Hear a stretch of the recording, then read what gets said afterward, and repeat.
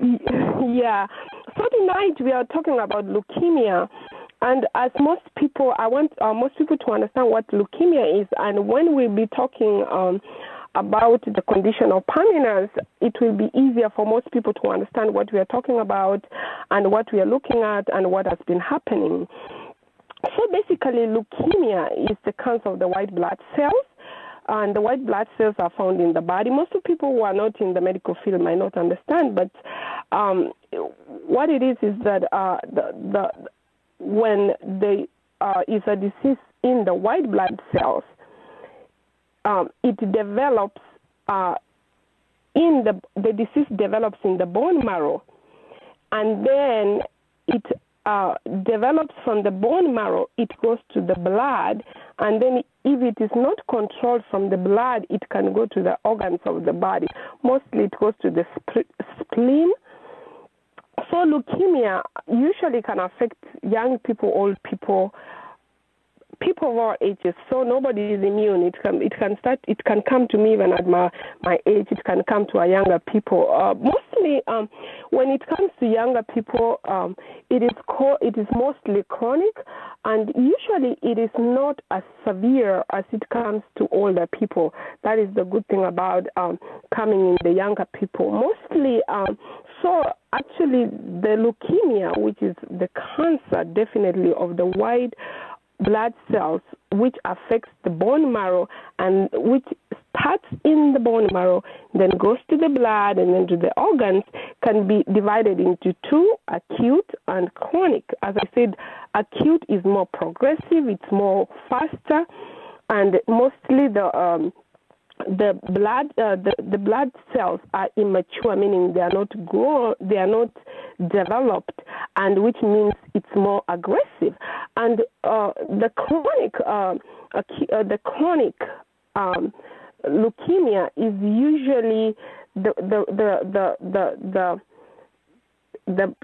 white blood count, or the white blood cells are a little bit more developed, and the disease is not as progressive, and usually it comes to the younger people. And then somebody will ask me, what are the signs and symptoms of leukemia? Signs and symptoms of leukemia involve sweating, especially at night, swelling of the bleeding or bleeding of the gums.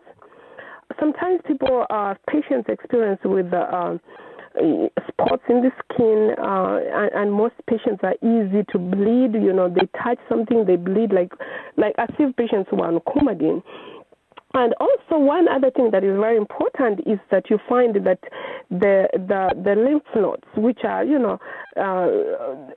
the ones that actually take away the bad toxins from the body. They clean kind of the body, the toxins away, are also very tender, and usually the liver or the spleen is also affected. Most of these people who have this kind of disease lose weight tremendously, and as I talked last week about, when you lose weight, you're not exercising, you're not dieting, you're not starving yourself, you're not hungry, then there's a problem. You don't have diabetes, then there's a problem. So when you do that, you need to go to your doctor. They need to do a lot of lab and see what is the problem, because you just can't lose weight without dieting, without eating healthy, or without without maybe like people take diet pills. So you have to know that if you lose weight quickly without doing all those things, you need to be checked. It could be, there are so many diseases that come with that, and leukemia is one of them. And the other thing with leukemia is loss of appetite, frequent infections, especially for women. Like you usually find infections, even UTIs, urinary tract infections,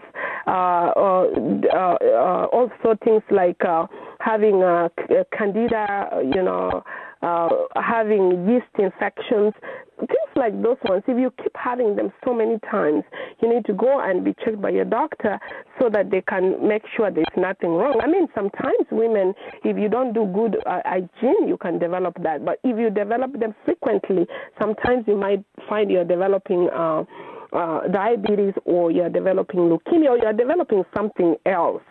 Also, the other thing that is fever and chills and flu-like symptoms. Those are the kind of early signs and symptoms of leukemia. And obviously, when your doctor finds that, they obviously have to do a complete medical history. They have to do a physical examination to make sure that they are not misdiagnosing you. They also have to do blood tests, which is very, very important. Sometimes they can do the scan, which is the X-rays of the CT scans, X-rays of your head, and to make sure that nothing is really happening. And then finally, they have to do what they call a bone marrow biopsy. That means they actually have to aspirate some bone marrow from your bone and take it to the lab and check it, and then they can actually diagnose you with leukemia. Once somebody has been diagnosed with leukemia, there are different kinds of treatments depending on the kind of leukemia you have. They will either give you what is called chemotherapy, which is they inject you with some medication that usually will try to kill the cells, and then you can regenerate better cells. Sometimes they will do radiation, or they will do a combination of chemotherapy and radiation at the same time. The other thing that they do is they do a bone marrow transplant, which means that they have to get somebody, either your relative, somebody who has to match with you. So what they do is they have to match your bone marrow and and the person who is either your family member, somebody who is very close to you, who has the same kind of compatibility like you, so that when you are given this blood, when you are given when you do to make sure the cancer doesn't come back, to maintain you, are given the disease of the disease. So say the people who have Down syndrome also are supposed to be more susceptible than regular people. They also say that there are some chemicals that have been associated with leukemia or have been linked with leukemia, which is like benzene, that has been, people who have done chemistry, you know what I'm talking about when I talk about benzene. So they also say that those are the kind of things that are risk factors that are also contributed to that. Other risk factors include patients who have anemia or leukopenia, which when I talk about anemia, I mean when they have low red blood cells or low blood cell counts. We also talk of leukopenia when they have low white blood cell counts. Thrombocytopenia when they have low blood platelet count. Some of these things, when I'm talking about them, people might not understand, but I will just mention them. So if you know something like when I talk of thrombocytopenia, you might not understand it, but when I say low blood platelet, you might have an idea what low platelets are. So also enlarged liver or spleen also means that the bad cells are built up and have made the spleen to enlarge, or meaning to become big. So most of those are the kind of signs and symptoms that or risk factors that are associated. And as I said, that gender, mostly they say men are more likely to develop than women, and mostly they say white Caucasian men who are 40 years and above, they are more prone to leukemia. They also say that, as I said earlier, the family history also contributes to that, and I said smoking also contributes to that. What it is important is that when somebody has this disease, education is very important. People to know the level or the stage where their leukemia is, so that they can be treated easily. So education, knowing the stages, because they have different stages of where leukemia has reached. When you are diagnosed first, people have to know where the leukemia has reached, the stage where it is. And making informed decision is very important, because when you make the informed decision, meaning that are you going to take chemotherapy or are you going to take chemotherapy and radiation? So those are the kind of things that you have. Or are you going to take chemotherapy, radiation, and a transplant? So those are the kind of things that you have to actually consider before you do all the treatment. Because once you make an informed decision, and once you know about it, and nowadays you can read on the internet. We have so many sites that you can go and read about any disease. It doesn't matter if it's leukemia, any disease you encounter. It is good to read about it, know everything about it. Sometimes they say internet cannot give you everything, or they can say fake stuff, but you go to recognized websites like CDC, WebMD. Those are recognized websites that you can really get a lot of information, and you will be a very educated patient. And when you don't know, when you are diagnosed, it is a right to ask for a second opinion, even third opinion. Because sometimes one doctor might tell you something and another one might tell you something.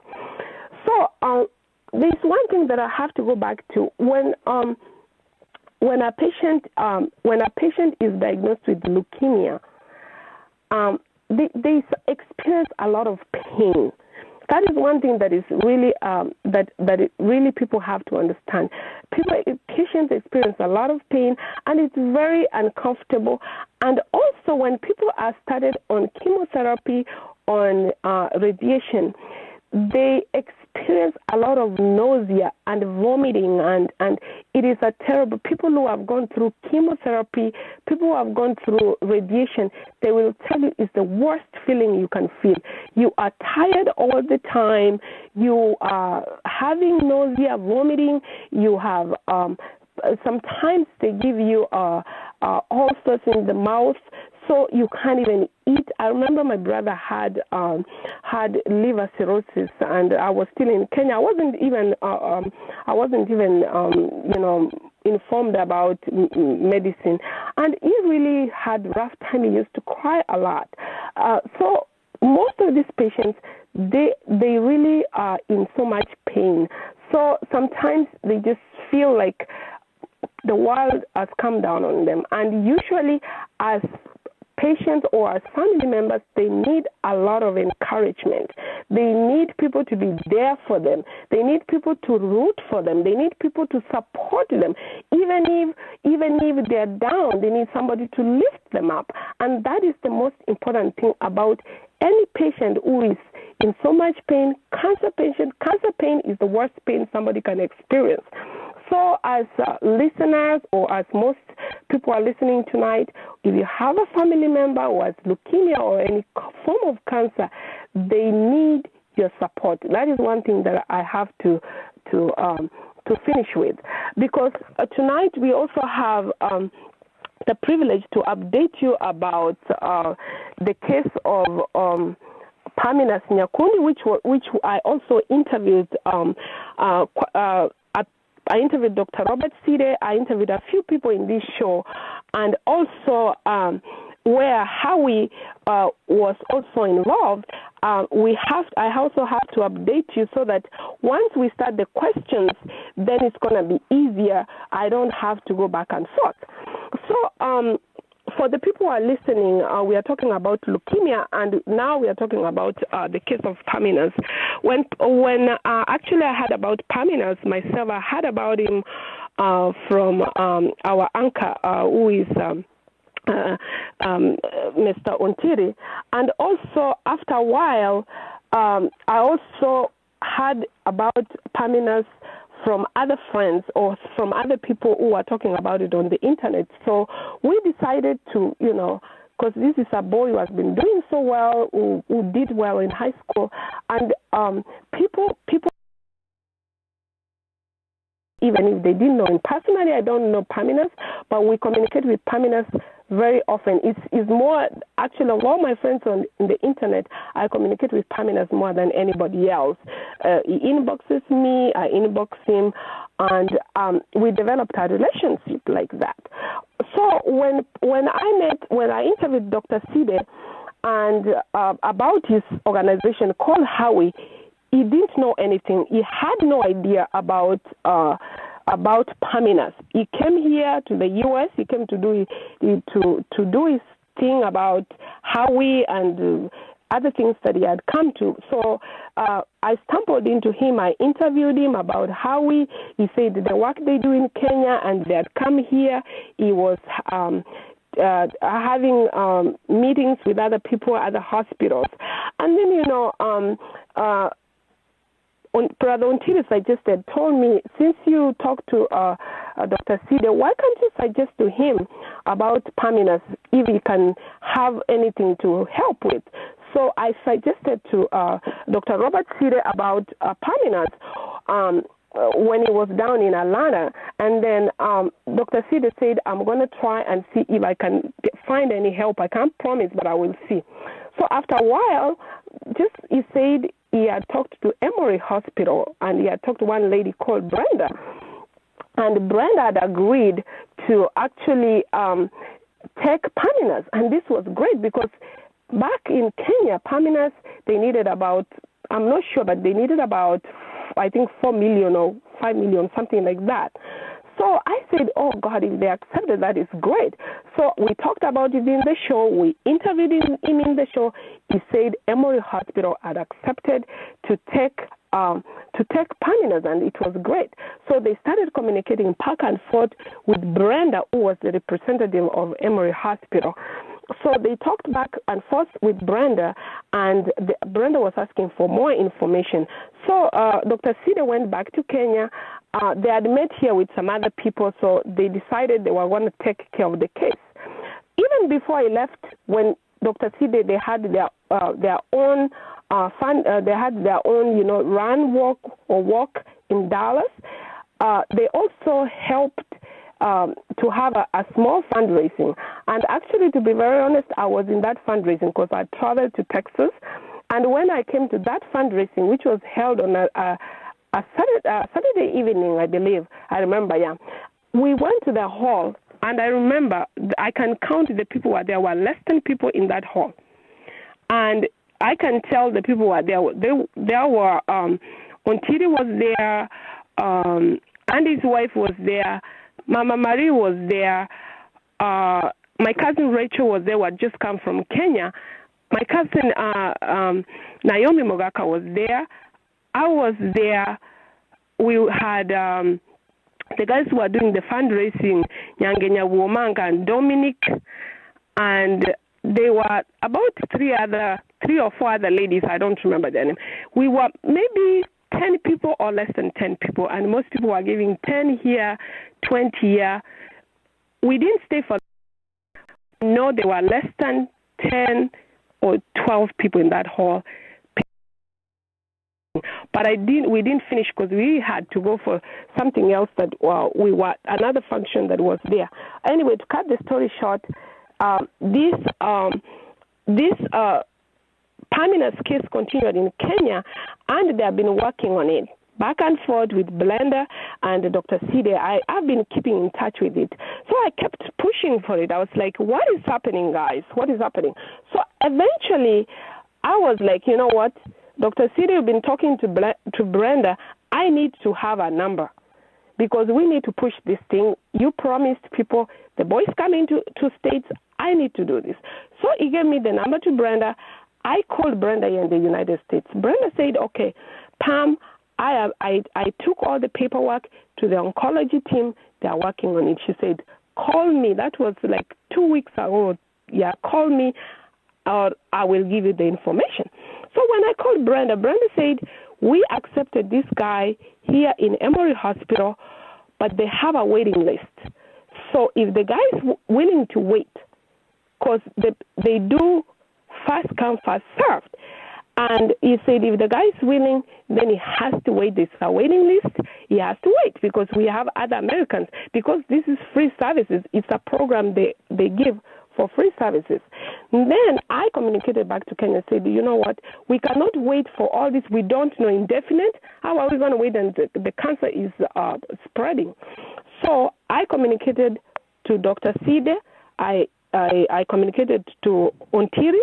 I also communicated to Victor. So those are the three people I communicated with. I told them here in the States it's not going to happen because Brenda, I talked to Brenda. I was trying to get Brenda today.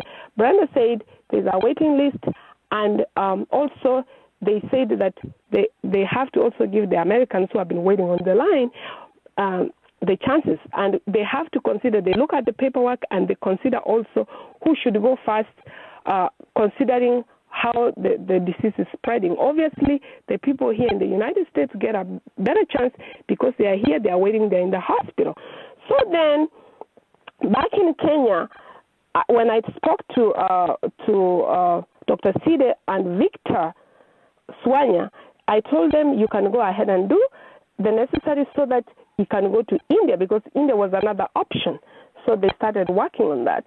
And I've been following this case back and forth.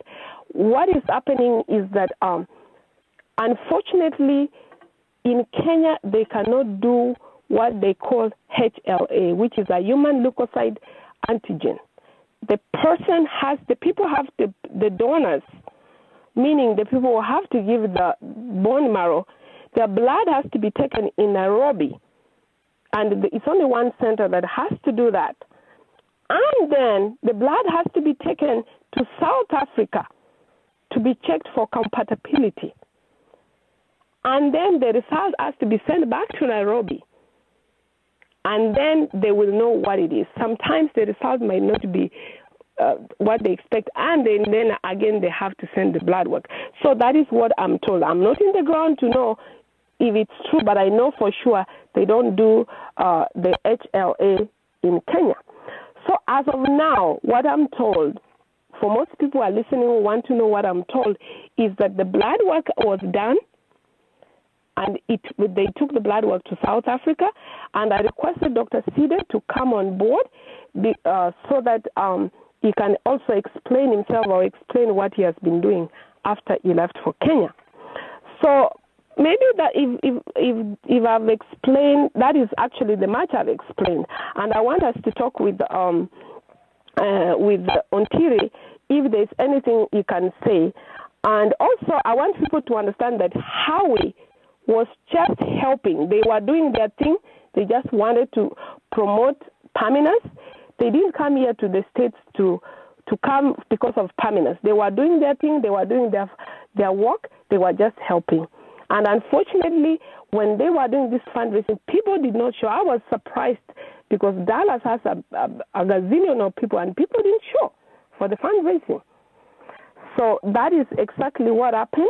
And I want to talk to our brother Ontiri or open the line so that people can ask questions so that we can all of us be on the same page. Thank you, Sister Pamela. Thank you for the wonderful message, wonderful update we have gotten this evening. And actually, as we are talking, Perminus Nyakundi is online. And also, before I go to him and then to some individuals, there is a concern. There is a great concern that I raised earlier. And as the Emory hospital procedure. If you look at our paper, which is entitled Perminus Nyakundi's Health Update, that was on Tuesday, June the 10th.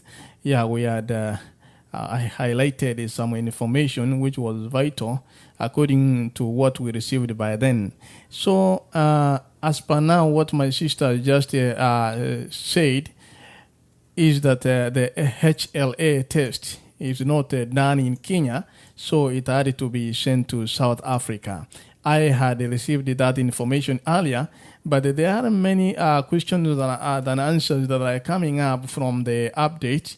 But before then, I had also realized that the procedure was taking too long, and cancer does not wait for long. Every minute, every hour, every minute counts in the cancer case. So we suggested, if you remember, that the boy be reconsidered for India option, because we cannot wait any longer, and this is an urgent case. So since then, we were told that in a few moments, in fact, if I read, let me see if I can quote.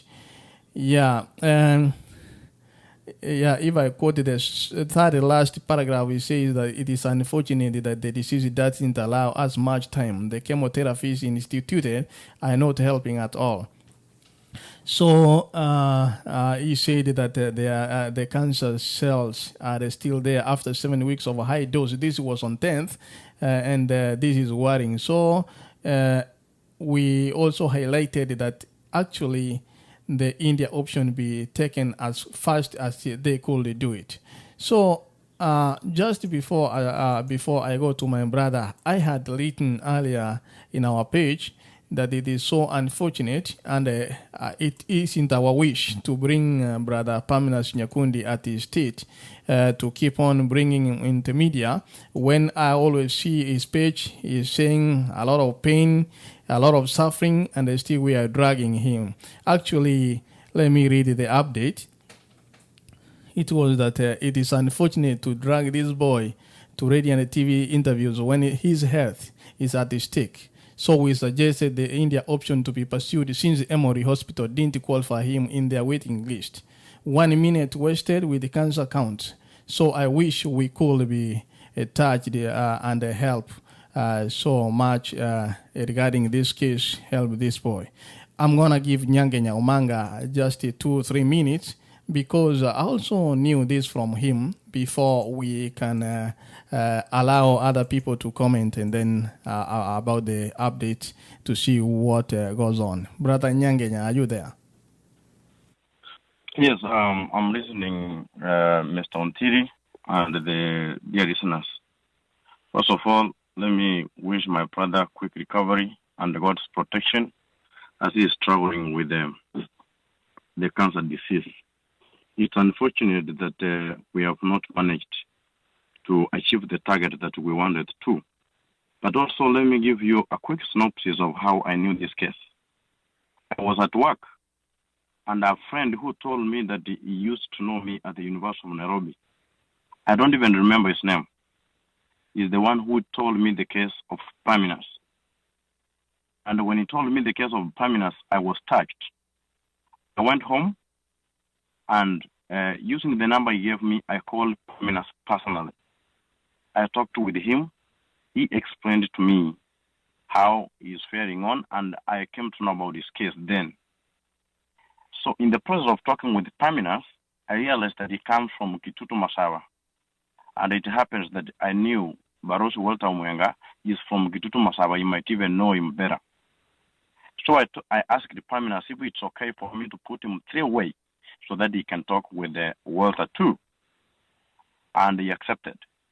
I did call Walter, and I put Walter 3-way. He talked with the perminus, who explained to him what's going on. After that, I asked the perminus if it's okay for me to put his situation and his case on the social media. He told me it is okay. For sure, I knew I did not have money that I could be able to help my brother perminus, who I knew then, up to now. But I said, what I'll do, I'll pass the word out to our people so that they can be able to help. So together with Walter, we started the journey of disseminating the information so that each and every person who will be touched can be able to contribute our brother perminus.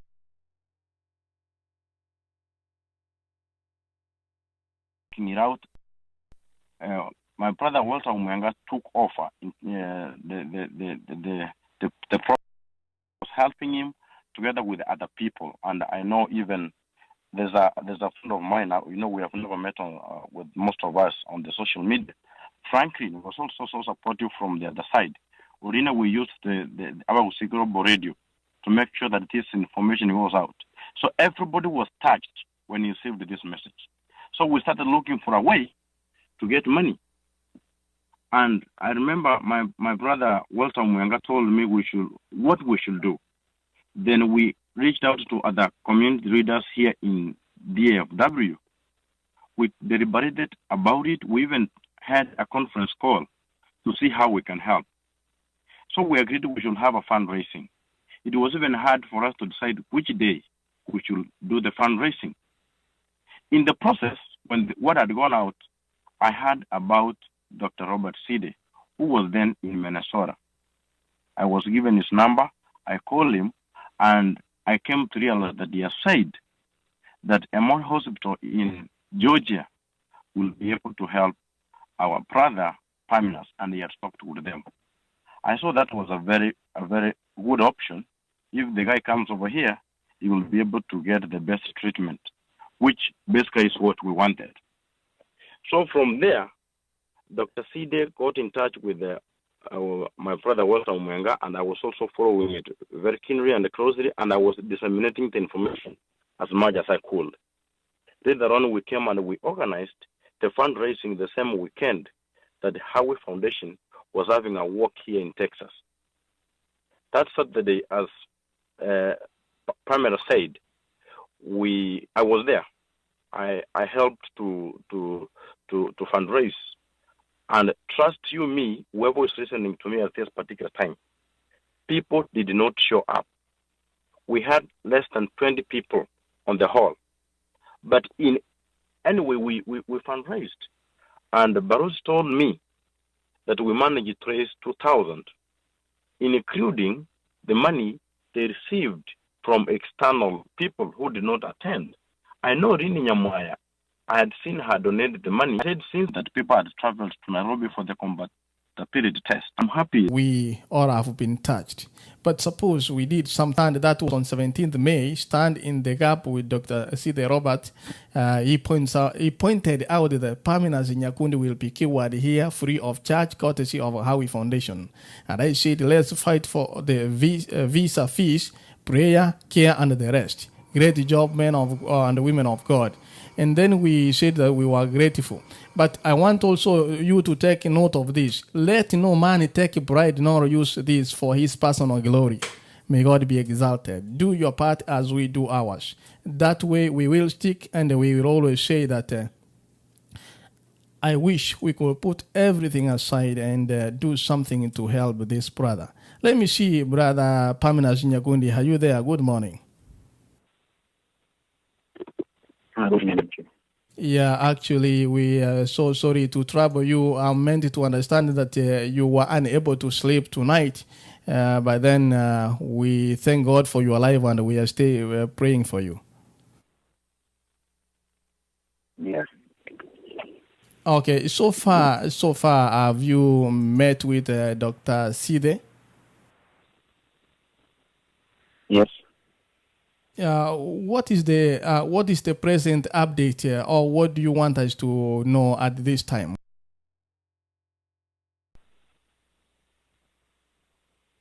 What has been going on is that we have been waiting for the HLA typing results from South Africa, which have not yet come out till now. According to the Lancet Club, they said it was going to take 2 weeks. And now it's the 3rd week, and the results are not yet out. I was meant to understand that are you at home or at the hospital? I am at home. Yeah, but oftenly you go to Moi Teaching and Referral for chemotherapy. Yeah, I do go to the Moi Teaching and Referral for chemotherapy every week. Okay, and usually, how do you make it? Do our leaders come and pick you, take you there, or you go by yourself? Is there somebody behind it?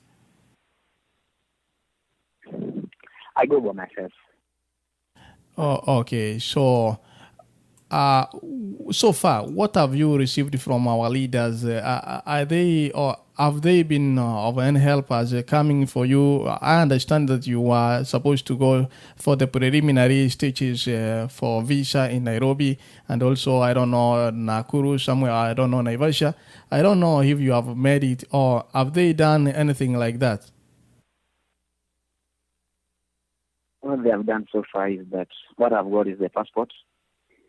They have not yet arranged an interview for the visa. Okay, but I want us to be very clear and to understand that some of our leaders, some of us are saying they have helped you to get a passport. That's one to get clear so that we don't enter into politics whereby we are talking about health issues here.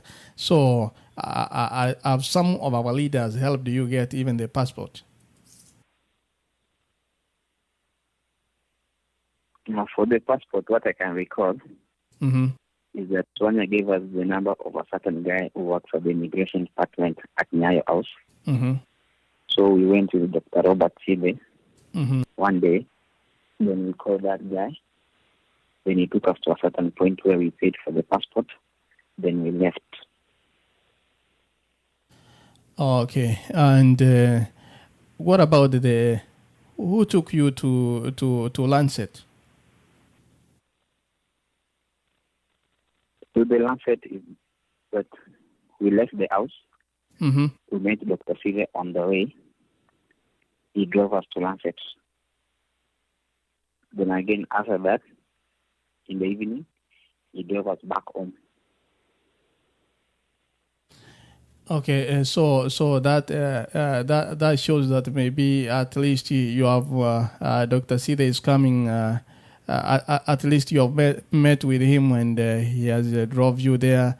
So he might be knowing something about the HLK, about the results or about the tests. As far as what I know is that the results are not yet out. Okay. Yeah. Okay. According to the information you have, do you see it possible for you to leave Kenya for India very soon, or it's taking long again? I can say it's taking long because the results are not yet out, so you don't know what's next. And what they say, it's important is the donor. So you can't go without a donor. And we actually, maybe the results come. It's not a must that they will be compatible. They may not be compatible. So then take another time to do some. So the major thing that is holding you right now is the compatibility test.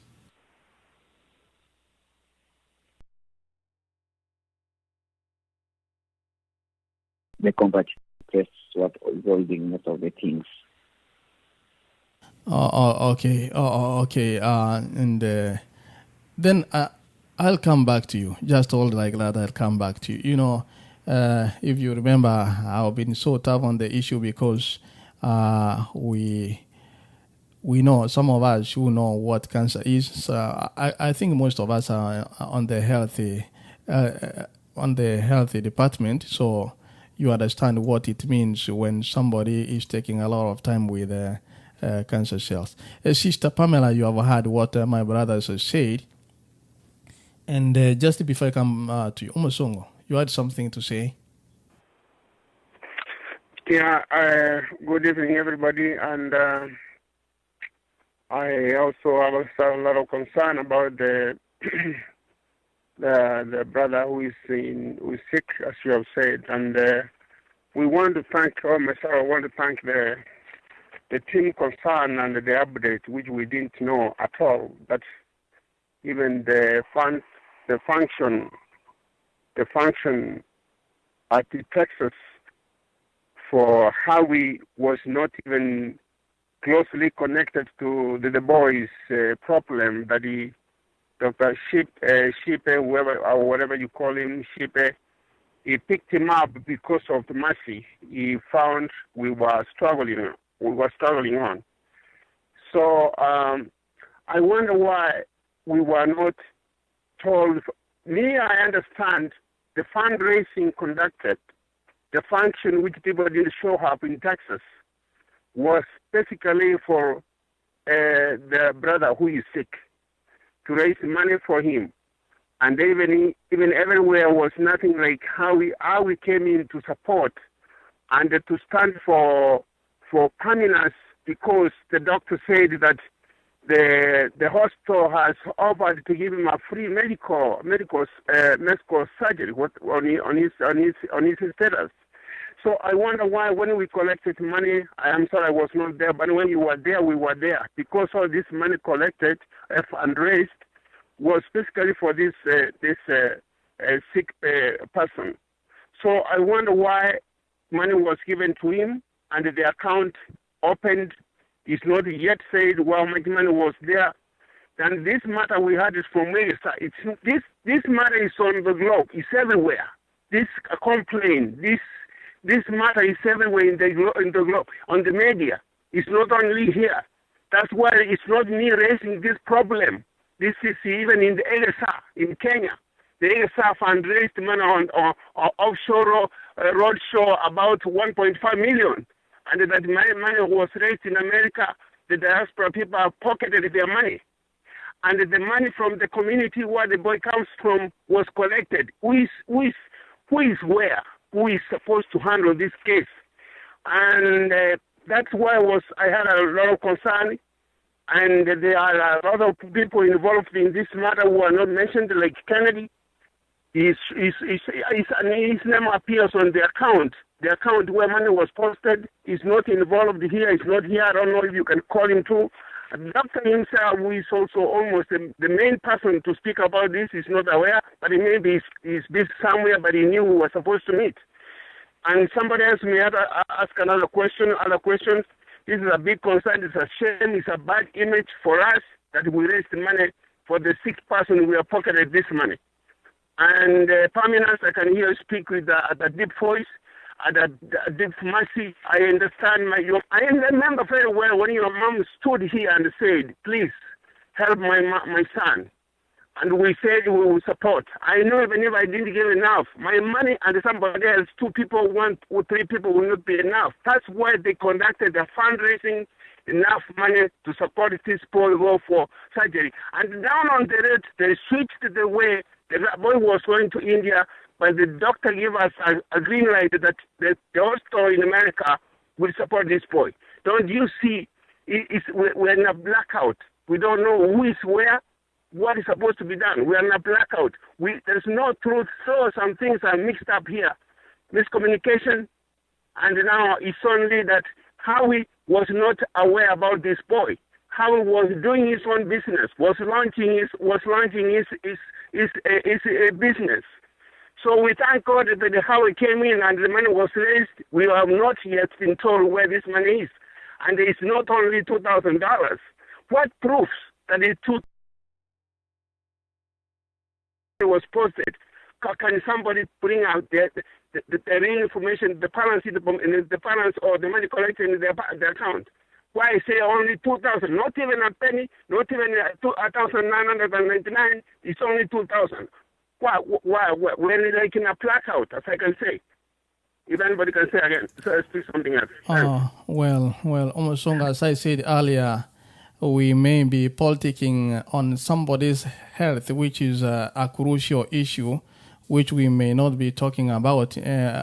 Myself, I'm not aware of any Kennedy on the account, maybe unless there were any funds drive I saw somewhere. But the one I attended, there were 2 names on the account, which was Felix Nyangati and Evans Nyakundi, and the money which was ready there in conjunction with what remained, which was brought, was less than 2,000. So some people were asked to make it a round figure, and they made it a round figure of 2,000. So that one, to me and to those of us who were there, it's very clear.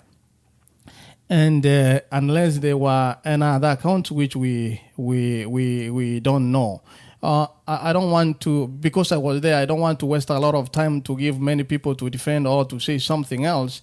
But the 2 the 2,000 that was there but the update. 500 was paid to the hall for the hire of the hall. And the 1,500 is since Dr. Side and Howie Foundation had been granted this, and they said the only thing that was needed by then was a visa for that boy to come. So he was given, I told, when you are done, this will be his ticket to USA. So that man, those money, $1,500 has been confirmed by Dr. Side. He wrote to me this afternoon saying that is intact in the account. That's what he said, according to him. So unless there is another money which was raised, but then at the same time, I want to acknowledge, yes, we have so many concerns, but in the diaspora, really, 1,500 is all we can raise for this boy. I know we are attached, we talk too much, yes, but how much do we act? At times, we need to do something. We need to do something. Sister Pamela. Thank you so much. Actually, I'm trying to see if I can get hold of Robert, Dr. Side, and see if I can. Just give me a minute. Let me try and see if I can get hold of him. Okay, just as you trying to get a hold of him, I have so many updates here, and the first update was, let me see. Yes, I have an update on June 25th. Is saying that we have not yet received a letter from Emory Hospital as they promised. Brenda promised that we shall receive the letter and a call from the department head, the same letter that we shall present to the embassy and also facilitate permanent travel. Kindly call and letter, give us a number or a yes urgently. And I think I'm entitled to read it. He also says, I have also discussed with Mr. Swanya, and we both agreed that we should take permanence to India for bone marrow transplant unless something else from the U.S. comes up. So there is much that has been going through. I think many of us think that people have been sitting around. And again, I want to acknowledge that as Brother Nyangenya put it, and as my brothers put it, permanence, we can acknowledge is not my biological brother, nor one of us here. It is not easy to fundraise for somebody who is not here or directly related to you. But then I know we are attached. More so, what we are fighting for is for these boys' health to be restored very urgently, because I see many individuals are politicking on the issue, and the boy is not going to be helped at all. Mr. Tongi, hello. Yes. Yes, my brother, it's your time. Well, I don't know. I hear you're saying people politicking about the permanence. I don't know who the people are, but if it's true that people can be politicking about somebody's life, I think that's very uncalled for. And honestly, those are the ones. Maybe they are out there. They've never been. They've never had a loved one being sick. A terminal illness, per se, and they will need all the support you can get out there. And in fact, I will really strongly believe that helping permanents while he's still alive is the best thing one can do, other than to wait. And then we start, asking ourselves, I wish I could. A lot of us, including myself, I'm pretty sure I don't even know permanents. I've never even talked to permanents, and I don't foresee myself talking to him or get to meet him anytime soon. But I'm more than willing to help. Be either quietly or silently or publicly. Because it calls times like this. It calls everybody to participate. But again, like I've said before, the giving is a gift. Not everybody is capable of giving. Some people they don't find. Some people find giving a difficult thing to do. But those who have participated in giving, sometimes you sacrifice your own needs for the sake of others. So I'll call upon our people to do the same when we are called upon to do so, because Perminus needs us more than ever.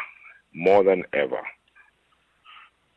Thank you, brother. I know so much has been done, and I know what we have done. But you, again, you can acknowledge that Memorial Weekend is not easy to do a function, and we will come back to you later. Thank you, brother Tony. I know what we have done in the community, and we can still do it. Somebody is asking me online that were you paid for the airtime? I don't need to be paid. This is something that touches everybody. Thank you so much, Sister Pamela. I don't know if you got Dr. Side. I'm back to you.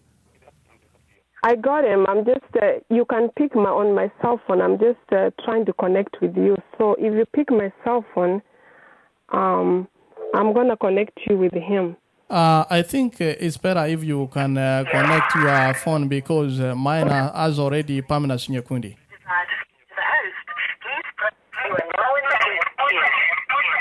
You want me...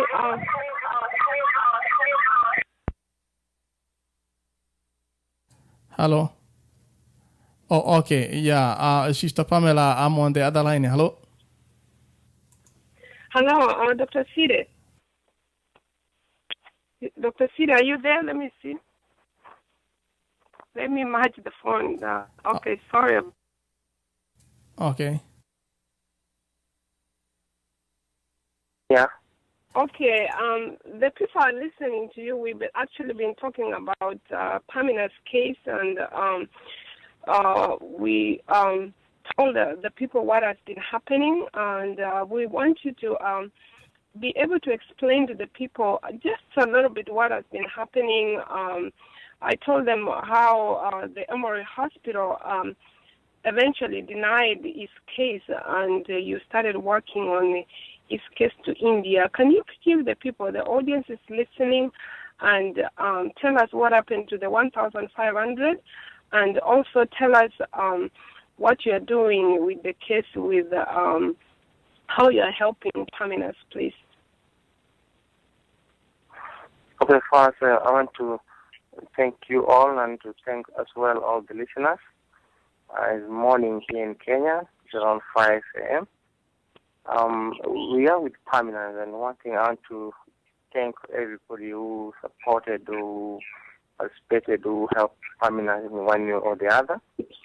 I remember when on the U.S. we had some activities to support Perminus, and I had not met him when I was there, but when I came here, I met him and received him as a brother. When I came back here, the first thing I did after this, we went to Eldoret at the hospital where Perminus was admitted, and then we saw him at the hospital. And one thing I want to clarify to you, Perminus is here, and right now he's a bit fair, but it needs the support. Is a loan, and actually the loan is a loan that I'm telling you, and we really need to have to come out and help him. We came out, we picked him up, and we're doing this just like he's one of our sons, just like a son, and that's what we're doing right now. We were supposed to take Perminus to India, and we had a back and forth communication with Brenda from we were supposed to take him to the U.S. So we had a back and forth with Brenda from Emory University. But at long last, we got a letter from Brenda regretting that they're not going to pick up. Initially, they'd accepted to do that. But we had a continuous plan. Immediately, my organization talked to a hospital in India, which is also one of our partners. And this hospital agreed to charge us $30,000. The CC a copy of that communication to Brother on TV, and you come. And $30,000 is among the cheapest rates you can get in any hospital in India. The cheapest was $60,000, but this guy agreed to charge us $30,000. We are working with the local people, and so we decided to have a continuous plan that if the hospital in the U.S. is not accepting on time, what do you do next? So we decided that we are taking perminus to India. So that's what we decided in the meeting that we had in Kenya. We call the hospital, we agree with them, we talk on the treatment plans, and we agree with them. So the first thing we did is, I was with perminus in Eldoret. I was with him in Eldoret for 3 days. I moved from Nairobi to Eldoret. I stayed in the guest house while I could visit him in the hospital. He was discharged, and then we drove him home. He's very much alone. If I tell you permanent is alone, he is alone. I was in the hospital. He was discharged. I drove him to his place, and then I came back to Nairobi. And when I came back to Nairobi, I told him to come over, and he came to Nairobi. So what we're doing right now is a test that's called a compatibility test. We're trying to test his blood with that one of his relatives to find out who can donate the bone marrow to him. So we took his brother and two of his closest cousins because Pamina's father did not have brothers, something like that. So the two closest cousins from the maternal side, from the mother side, and the test was sent to South Africa. There's no laboratory in Kenya that does HLA. The only laboratory, the nearest laboratory in South Africa. So we did this test. This test costs 133,000 Kenya shillings. So we did the test and sent the sample to South Africa, and the blood was taken from Perminus 2 weeks ago on a Sunday. Yesterday we were at Lancet, and today in the morning at around 10, this is today, which is Wednesday at 10, we are going to be at Lancet for another last test. So what is holding us right now is the results of the HL test.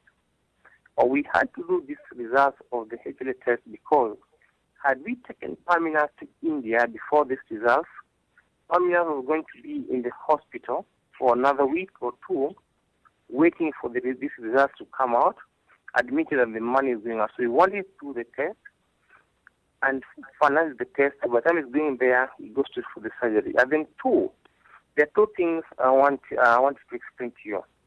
Perminus had received the full dose chemotherapy before, but the condition has relapsed. So right now, the procedure of his treatment is two. One, he gets a salvage therapy. Then after the salvage therapy, he is supposed to get a surgery. He is undergoing salvage therapy at Moi Teaching Referral Hospital.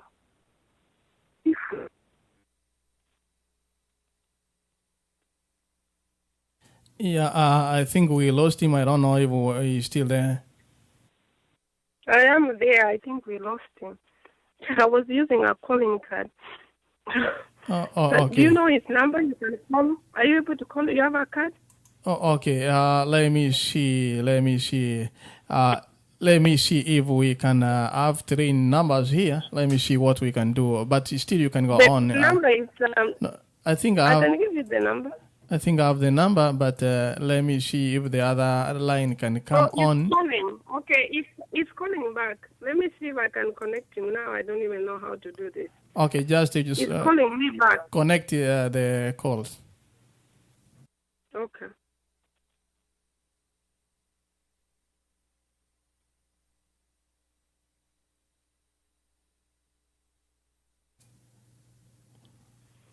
Hello? Hello? Yeah. Yeah. Can you hear me? Is this Dr. Rabbi?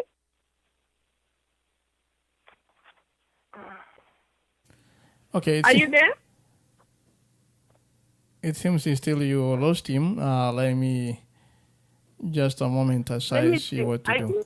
Mm-hmm. I can't connect because he's the one who has called me. What I can tell him to call the studio. Yeah, actually, if he has enough credit, he can call the studio. Then we shall see later what to do. Okay, let me tell him to call the studio. Okay. 818 number. Thank you. Still, listeners, we are talking about the case of perminus Nyakundi, and even though time has elapsed, still we need to do something. Some people are writing to me wonderful messages. Joshua from East Texas is writing, is there an online website where we can donate? If not possible, can we see what to do so that this young man can... Thank you, Brother Actually, this is the spirit we are talking about, because it's only what we can do. She, as we, actually, I don't want to disconnect this. I want to put you on hold in just 1 or 2 minutes. Welcoming everyone into our family every day. Sharing success and partnering to make a difference. Today, we share these opportunities not only with Kenyans, but also with our neighbors across the region.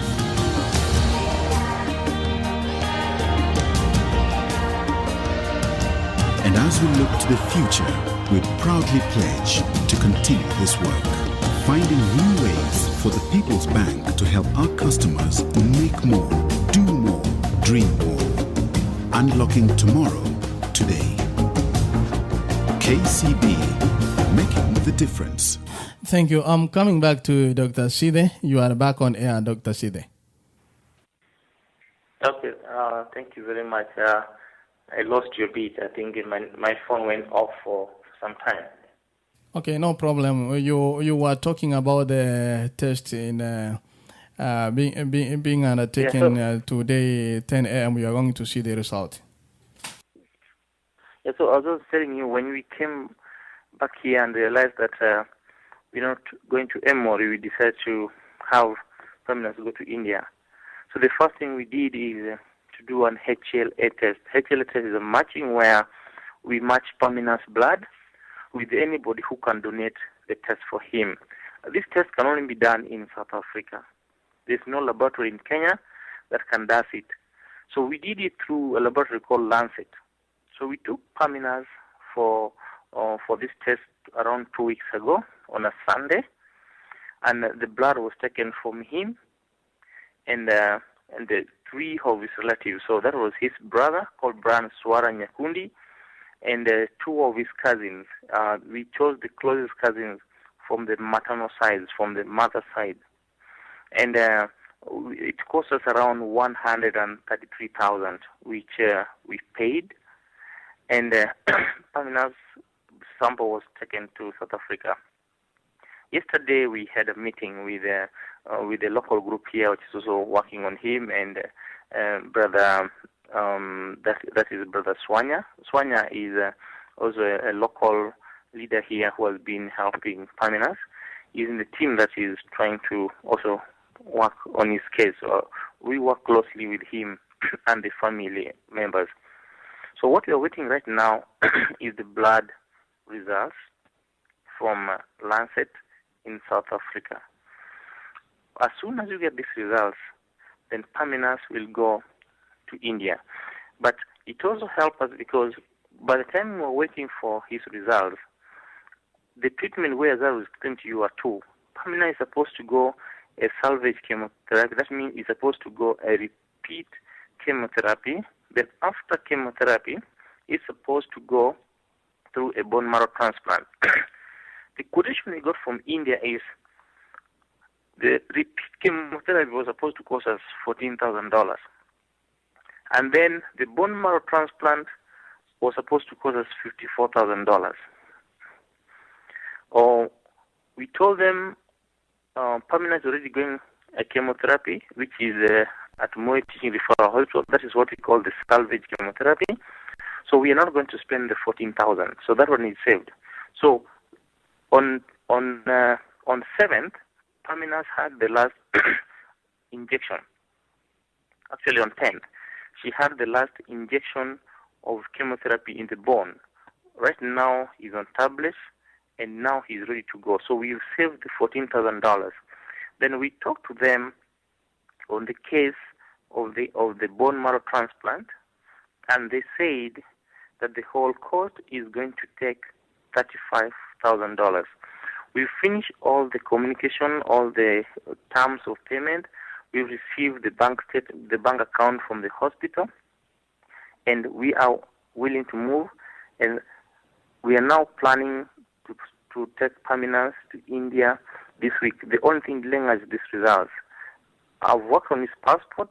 which is ready, process passport for these 3 people who are likely to donate the bone marrow to him. All these are ready. So what we are waiting for is the results. And then 2, something that let me also clarify to you. We receive support from people who I really want to come up and help perminus. When I was in the U.S., Brother Orina, there was an initiative to support perminus. And then we receive $1,600 as Howie. $1,600 is the money we got from the U.S., which was supposed to go towards the perminus treatment. And this money is safe in the Howie account, and we are willing to transfer this money to the account in India, which is the hospital account in India, which is going to cater for his treatment. Or if at all, maybe there's a need for us to put this money in another account, or anybody else want us to submit this money to another account, then we are very much willing. The monies and the expenses and everything that we've been using on perminus after that is not part of that money. The money that was given to us after the fundraising, we've kept in safe custody for him.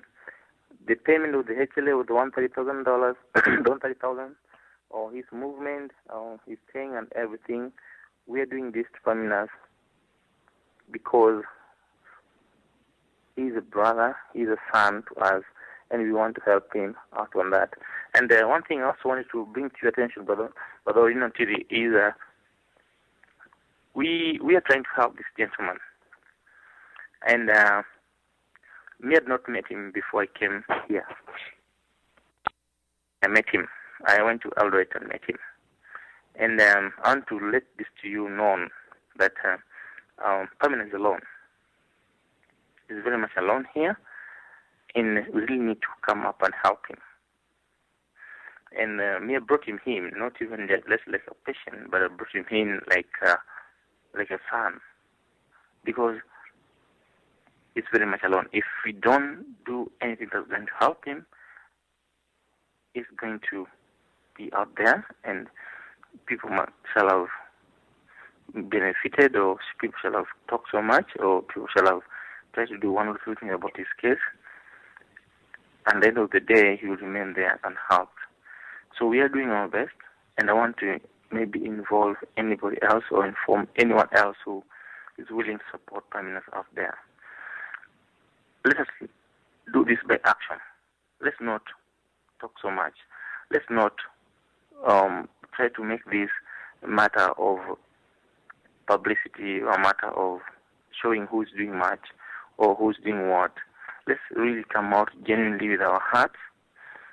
Let us talk less and work for this man genuinely, and work for this man honestly, and try to support him towards his treatment. Right now is a bit fair when you look at him physically. What you need to do is the transplant, which he is going to undertake. And that's one thing that I wanted to bring to your attention. Thank you, Dr. Side. Some things are not easy to let them come out, And actually, that's what we could have done long ago. What is an update on this boy's health? And I'm happy that you have come back to my opening remarks that this boy needs help. And let's do all we can so that this boy cannot be left up there the way it has been said. Actually, the boy has been on air. I don't know still if he's listening to us. And he acknowledged what you have just stated. So I don't want to talk much because much has been said. And let me go back to Vincent because I cut you short and I said I was coming back to you. Mr. Tongi, I'm back to you. Vincent Tongi, are you there? Yes. Yeah, I'm back to you. No, I was listening to Dr. Side. I heard the explanation he gave, and and a normal person understanding, it makes a lot of sense. I mean, there's no way we could have started incurring expenses when we don't have the money at hand. The last word I had before he got disconnected, then I also got myself busy with my son, is talking about the tests that were being undertaken, and the only place they could have been undertaken is in South Africa. And to me, that's the wisest thing that they ever did. I mean, talking of the experience in my own family, my aunt went to India. You were there for a whole month without getting any medication or and treatment because they had to run some tests. So, doctor being a doctor, he foresee this coming, and he had to cut this, to make it easy on us. So, the moment this young man lands in India, the next step is to go to surgery and to start the process itself. So, I think to me, it's already saving us the burden, and that should be very, very clear to our people. I honestly came in after I got a number from Dr. in Houston, that you guys had this conversation or you had this meeting. I honestly didn't know what was going on until I got the number, and then I tried to call in, and I said, for clarity and if there are those among, personally, I'm really, really concerned about perminus, and I think my heart always tells me that there's something we can do, or there's something I can do as Vincent on my personal level. There's something I can do, and I don't know why I have that kind of feeling, but I think there's something I can do on my personal level to get this young man help, if that's what it gets us to do. Thank you, Brother Tongi. Thank you so much. So, Dr. Side, right now, how much is needed right now, Dr. Side? There was a work that was done here in Kenya. Swanya, Victor has been the one leading some of the fundraising activities here, and the money to raise around 1.1 million. This money came from the school, the parents, the former vice president contributed some money, the local MP contributed some money, the wife of the governor for Nyamira County produced some money, and some numerous local leaders. In India, they need around $35,000. You can do your own independent research. This is the cheapest. Actually, this is a rate that you'll never get anywhere for a bone marrow transplant in India. But because of our partnership, we got that money in India. We talked to them, we told them we are fundraising money, and the money we have right now is through fundraising. So the 1,100 that was raised to the work, the 1.1 million that was raised to the work, and then the $1,600 that's raised from the U.S., that's the money we have for his treatment. All the monies are managed by perminus. And perminus has an account which is written under his name, and we are flagging all monies to that account. There's also a pay bill number where all monies raised can also go through that pay bill number, and that pay bill number is a Safaricom pay bill number. So right now, what we had raised is the 1 million and the $1,600 that was raised from the U.S. The hospital in India has accepted that we can pay whatever we have, and then we take this man to India, and the surgery will be done. But he's going to be in the hospital for 1 month, then he's going to be discharged, but remain in India for another 2 months when he's going for outpatient department. The surgery will be done, but before he is discharged, they want us to have cleared the remaining $20,000. They've given us the bank account for the hospital and perminus bank account. Those are the accounts where we are going to direct all the funds raised. So we need around $20,000, which we need to pay to perminus before his discharge, because he's going to take 1 month in the hospital after the surgery. So he'll be discharged after 1 month. So if he goes by 20th this month, which is on a Sunday, if the surgery is done on 21st, so that means by 21st of August, we should have paid $20,000 to that hospital. That cost include his stay in the hospital, his feeding the hospital, that one of the donor and attendant. But it does not include his cost in the guest house after the discharge. So after he has been discharged, the 2 months is going to stay in a guest house, and we're going to incur some feeding costs and everything. It may not be so much. It's not so much as a bother. The rest they're giving us is something I think that could go to $1,900 for the whole 2 months. That's going to be in the guest house and going as an outpatient. But so right now, what we're lacking is around $20,000, which we have to raise before perminus is discharged. The surgery will be done for him. That's what those for assure us. We have a commitment in writing from them. We pay whatever we have, but we should commit that the rest. They ask us two things: that we should write to them a letter committing that money will be paid. So my organization wrote for them a letter committing that money will be paid. So they said that the surgery will be done, but before perminus is discharged from the hospital, we must have cleared all the money. So that's what we need right now, around $20,000 before he's discharged from the hospital. Thank you, Dr. Side. Thank you for the update. You're listening to AGRFM, Abagushi Global Radio, and we are getting a special update on perminus health. If you have a question, 818-475-9201, and let's also talk positively and see more so. Let's see what we can do to help this boy at this time. So, Sister Pamela, I'm back to you. Thank you so much. I'm really happy that we were able to bring most of the people who are involved in this case so that we can put it to rest.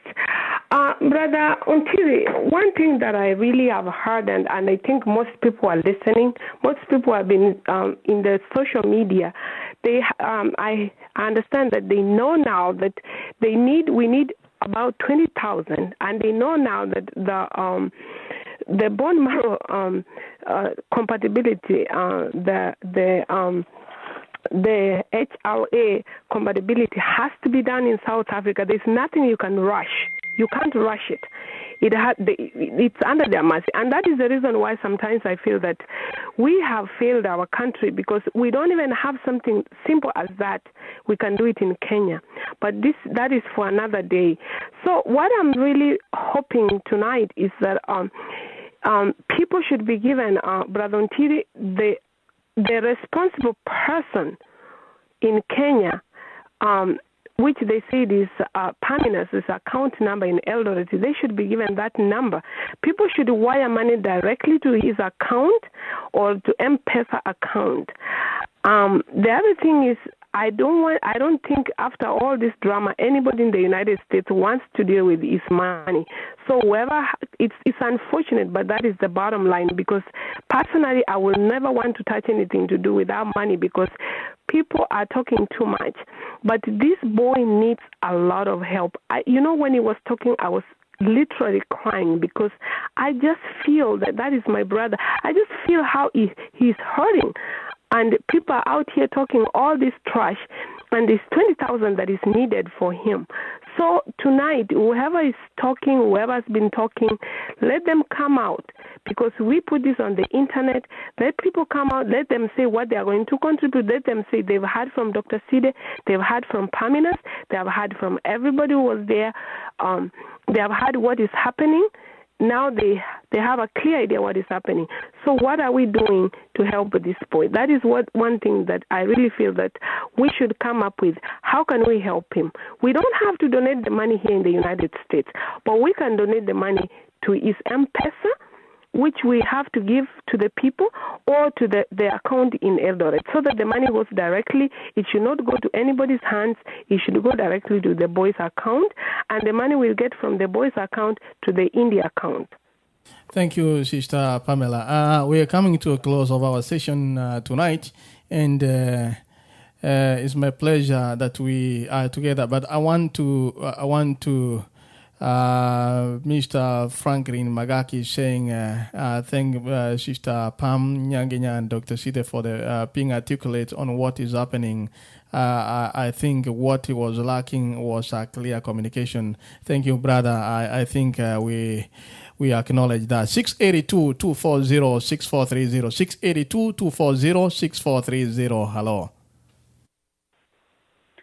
Well, Muradia, how are you? Good. Oh, this is Mr. Evans Nyakundi. Your name was mentioned there, so tell us something. Well, I don't want to speak much because this is a very sensitive thing, and this is something that touches on the life of a person. Well, I just want first and foremost to say thank you to Dr. Robert Sida. Mr. Sida, thank you for the wonderful job that you're doing. I mean, I know that God is watching over you. And our young brother partners, we pray for him, and we remain, strong, and we will support him as much as we can. Thank you, Muradia, for the good job you're doing. I mean, you've been the man behind this thing. Well, I want to reiterate, or I want to emphasize on the message that Pam, the lady that just left, spoke. Yeah, actually, whatever that is happening on the social media is not good at all. We cannot run a smear campaign trying to discredit or do all that we're doing or speak or talk nasty, on the, names of people. Personally, my name was mentioned, but I'm so used to this kind of politics, and I don't want to get deeper into it. All I can say is this. I wish the person or the perpetrators of the hate messages or the kind of campaign that has been happening on the social media, I've gotten it clear. Please desist. Gather your facts. Got them right. Then if you don't have enough more information, don't go public. Inbox somebody. Call. We live in a digital era whereby you can do these things in a more civilized manner than going to, mention some people's names. We did our part in the diaspora. But it's quite humiliating that we never did enough. Honestly, we are making the loudest noise, but we never did enough. Raising $2,000 is not worthy for us to make the kind of noise that we're making. I see we raised thousands. Right now, we need $20,000. And then we are making noise. Let us make the louder noise of mobilizing people into realizing the goal that is needed. Finally, I would say that, Muradia, I think Tony has spoken very well, and a few individuals who have left, that we need to do more. We can do it individually or we can do it collectively. But at least, let us focus our attention on the goal that we have in this to raise some money to restoring the health of this young guy. The young partner comes from where I come home, but I didn't know him. I was tagged on the social media. That's how I got to know him, So please, please, please. My simple message is these guys, especially Mr. Franklin, I hope he's listening to me. I have nothing I don't have any hard feelings against him. I hope you get it. Thank you. Thank you, Brother Evans. I could not wish that we mention names, but then my message to all the diaspora people who are listening to me, at times we got a wrong notion, or some people have a different notion when they talk about diaspora, and we acknowledge and we are aware of what is happening. Anytime you hear somebody talk about the diaspora, people are against everything as if nothing good comes here. But at times, again, let's look at ourselves. It's the way we carry ourselves. Let me say, Brother Evans, that social media is there and will always be there. It's through social media that we knew this issue.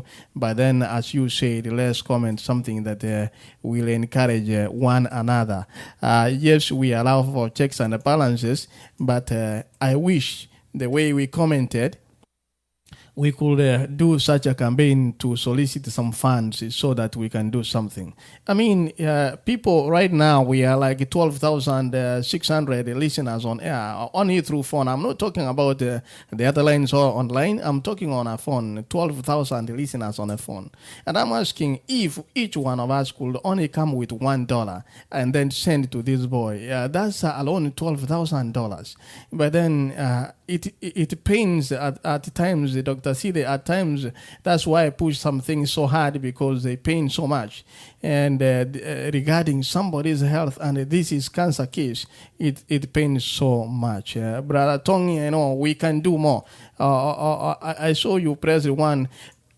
Somebody who has not talked, if you have something to say, something constructive or positive, please press one. We will be back to you. Brother Tong, you had something before I close. I'll come back to you. Omosongo, you had something. Okay, let me go back to Brother Tong. I'm back to you. Ontiri, let's get this thing very clear. You know, some of us, we are in the social media, but when I had my brother, my vice chairman, talking about somebody spreading hate messages regarding the issue of this young man, it really perturbs me. And I saw my auntie Gladys sending a message like people need to do thorough investigation before they say things. I know our community of lately, we have so many PhDs, but again, they're not taking us too far. You know, if you really don't know anything, there's no need of you putting out there.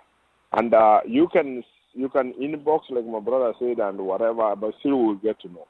The best thing we can do, and that's why we need to be honest with each other. If somebody really is trying to take or to trivialize this issue of perminus, we need to call these people out. We don't need their $10 or their $50 or their $100.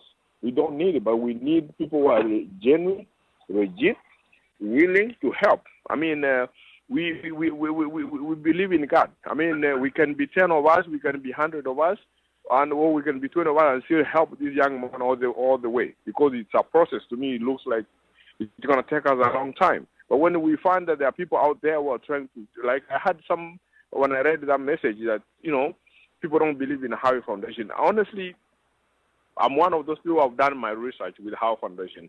I don't see anything wrong with what Howe Foundation was doing. In fact, Howe Foundation is coming in to help more than we could if we were on our own. I think that should be very clear in everybody's mind. So those of us who are making noise from here, if there is any, please, we need to cease that. Let's make noise when we have done something. I want to see a fundraising or an organized group raising 30,000, 40, and then there we can talk, and not talk trash, but talk what we have done. Let's walk the talk, not the talk to work on us, you know. So I hope I'm very clear on that, because that thing really bothers me, and that's why I'm calling. I normally don't participate in this until, you know, that of lately, because I'm very busy. But even now, I'm very busy with my son. But I said I want to listen, and I want to know the truth from Dr. Sidi before I got into that social media myself to say something which I wanted to say. Thank you, Brother Tongi, and whoever that is of the opinion that we do something, please, something can be done, and this is the time that something can be done. I wanna close there. Don't react over anything else, but I want to know, what are we going to do? That's the only question we want to answer in the next 10 minutes. Then we wind up this morning or this evening. Thank you, Sister Clarice, Brother Ken, and also Okemwa Vincent. Lazima tujitolee kumsaidia huyu kijana. Thank you so much, Vincent of Salama Telecoms, and also this is who Brother Heron. Thank you so much. 206 7780455. Hello. Yes, 206 7780455. Hello. Okay. Then I think we got it wrong. 919-819-8563. Hello. This is Omasongo. Oh, okay. Omasongo, this is my name. Okay, thank you. Yeah, thank you, Omasongo. What do you think can be done? Okay, after getting up on the information, and it's good to update people. Then this matter was picked up on the media from Kenya, everywhere, not in America, not in the diaspora. This thing is everywhere in Africa, that we collected money for the sick person and he's still there. Okay. I'm so happy about the account. I want to thank Dr. Pamela that if we could send money to Kenya, that is only way forward. This account was Fargo close it. I know there has been money going in there, but nobody is saying. But whatever was collected let's say what we can quantify. I don't want to. I am saying, this is what I'm saying. Okay, your point is that we take all the money to Kenya, and I'm going to give that account number next online. Let me see. What is your last word? 818-475-9201. Let me see if we have anything else. If we don't have anything else, I'll go back to Sister Pamela as we wind up. And the account number for perminus Nyakundi is as follows. That's Cooperative Bank of Eldoret, main branch. When it asks main branch, is Eldoret main branch, Bank Cooperative Bank of Kenya. The account number is 011 08 44 37 87 200. Again, the account number is 01 10 84 43 78 72 00. That's the name is perminus Nyakundi, account Cooperative Bank of Eldoret main branch. The bail bill number of Safaricom, the bail bill number is 316 922. The pay bill number is 322, and the account number of Safaricom is 404. So the pay bill number is 316922, account number 404 of Safaricom. So the names are perminus Nyakundi, and right now, if you wanna send something through M-Pesa, his names are perminus Nyakundi, and his number is as follows: 0720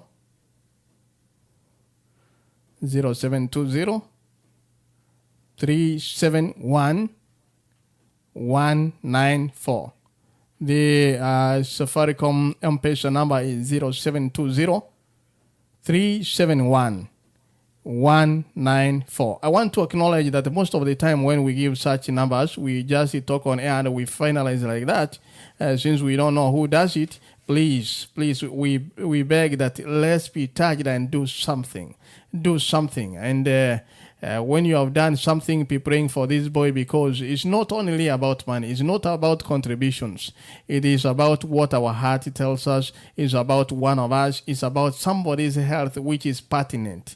When we are of good health, we are very happy. When we are sick, nobody is happy. Let's do something to help this boy. And I'm going to wind up 405-209-5408. Hello. Hello, my name is Lynette from Oklahoma, and I would just like to say one word on behalf of Howie, North America. I'm a director. I really wish to thank Brother Robert for what he's doing for perminus, and for the really wonderful job that he's doing, and I don't think anyone would have done a better job than he is. And actually, I'm very thankful that he has cleared all the questions and all the updates that were in people's minds. I just want to appeal to everybody, as Brother Ontario said, to help this boy, to donate directly to his account, or anybody who feels that they can do anything or partner with Robert or anybody to do anything. That's what I'm appealing. Let's not just talk. let's just do something. Pray for this boy, perminus, and help him. Let's just not say things that are not for real. That's just my appeal tonight. Let's pray. Let's give our financial donations. And let's help in any way that we could. Thank you, Brother Antiri. Thank you, Sister Lynette from Oklahoma. And I also want to echo some more sentiments which have also come up. And this is if we are touching and can do something that's very fantastic of us, and it's a good thing. If you have friends and then you can arrange something and put something together, announce publicly what has been collected and send directly to this number, is still in order, so long as we are so transparent and see what can be done. And let me see. I thought I said I don't need 10 minutes to wind up, so I don't know what I'm going to do. But if I know you are not telling us what can be done, I may not come back to you, because we are more concerned of the positive side, what can be done. The rest of what has not been done is past now. And when this boy is in India, when is he recovering, like my brother also said, when this boy's bill has been paid, we can still keep on talking if we feel like talking. But rather than talking, I feel that we should do something. Personally, some people are asking me, how much were you paid to keep on bringing this program on air? It's not about what you have been paid. And Brother Tony, I think if I come back to you, I think you are going to give us a way forward. What you think should be done, Tony? Brother Ntili, there's no question about what should be done. What should be done is to raise funds. I heard my sister Pam saying she don't want to touch the money, she don't want to do this. Let me say this. When you are a leader, you'll be ready to be, in my language, where I come from, Mogusia denga motota buati matunda dorikoro tumenengu. Wose onye birangwa timbira to mamundo ko ina motegoro. So technically, when something like this happens, that means there's something good that is happening. So what I would like ask my sister Pam is, we are going to do a fundraising. Trust me, it's going to be bigger than what you might think, and it's going to involve everybody, because it will be very unfair to sit here and not to do something when we know we can. So my appeal is, when all this is done, when Dr. goes home and relax, because he's in Kenya, he has done his part, we're going to get ourselves in the diaspora on a conference call, agree what's the way forward as soon as tomorrow or as soon as before the end of the week, so we can get this process started. That's my honest opinion. Thank you, Brother Tony. I'm not biased, but I want to buy your opinion, because many of us have always have the experience, as you said, of being thrown stones, and some of us is the order of the day. But then what I emphasize is that we always say, let's send something. I have so many experiences, but we end up not doing anything. So if we want to dismiss something, we always say, let's send something, and we sit and relax, which cannot be done. And having instituted this program, we do not want the boy to go unhelped. And I still want to repeat, if you have any personal issue on this matter, please, this is not the time. It is time to help this boy. I'm happy you have said that there may be a conference call can do something as early as tomorrow.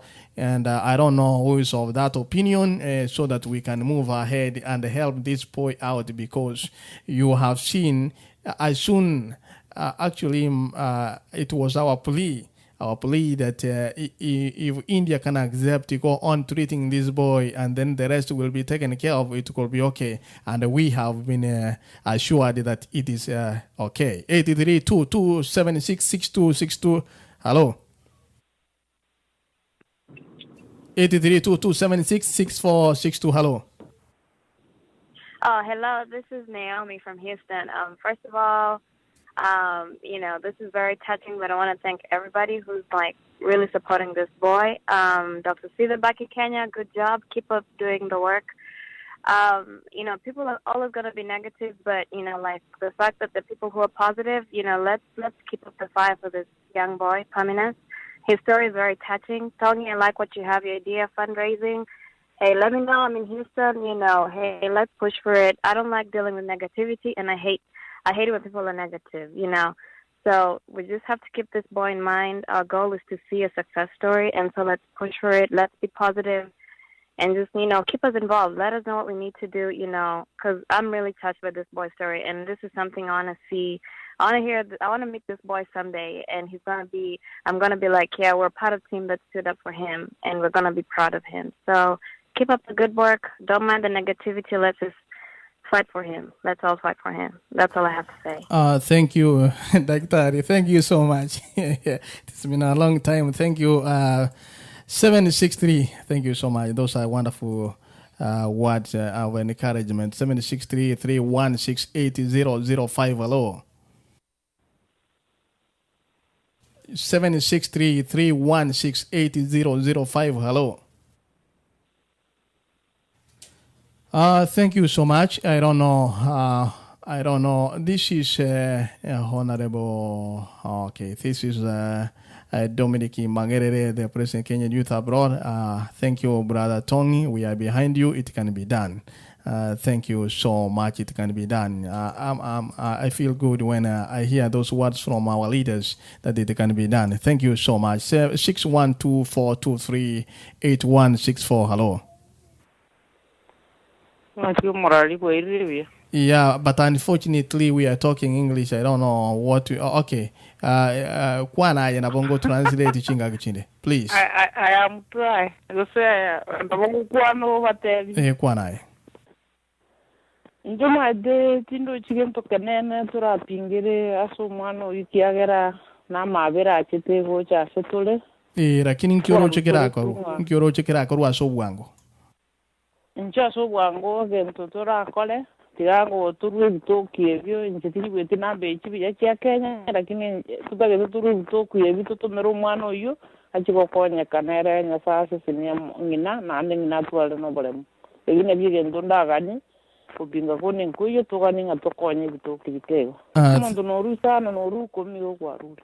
Thank you, Sister Sarah from Minnesota. She says, let's do all we can so that we can put what we have together and send it back to him. Even though you give $5, $10 is what your heart tells you, and that can be a wonderful thing. 206-778-0455. Hello.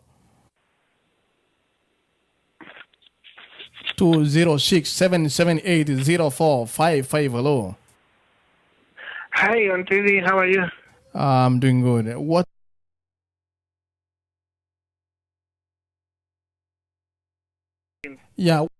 can be done? Yeah, I think the bottom line is, Mr. Ontiri, I want to thank the people who just came before me. There has been an articulate presentation and the clarification of the issues. But I think one thing I want to mention is, when we go to post the things on the stand for cancer or whatever, I think maybe the next time we should be very careful about the information we post there, because I think it's that information that is misconstrued to mean something else. But I think now moving forward, the most important thing for us is to find out the best way to take perminus to India. Personally, I have been able to be calling him almost every week. I called him this morning. I called him yesterday. I've been reaching out to him. I've never met him before. And I think it's because of my experience with having, a chronically sick kid who also requires a bone marrow transplant like him. So I think most of the information that was being reacted to was actually the one posted on his Facebook page. So I think we can do a better communication job in future, so that things are clarified and, he also understands where things are. But for now, thank you, everyone, and God bless you. Thank you, and let's remain positive. As my brothers have said, let's remain positive and see what can be done. And it's my plea.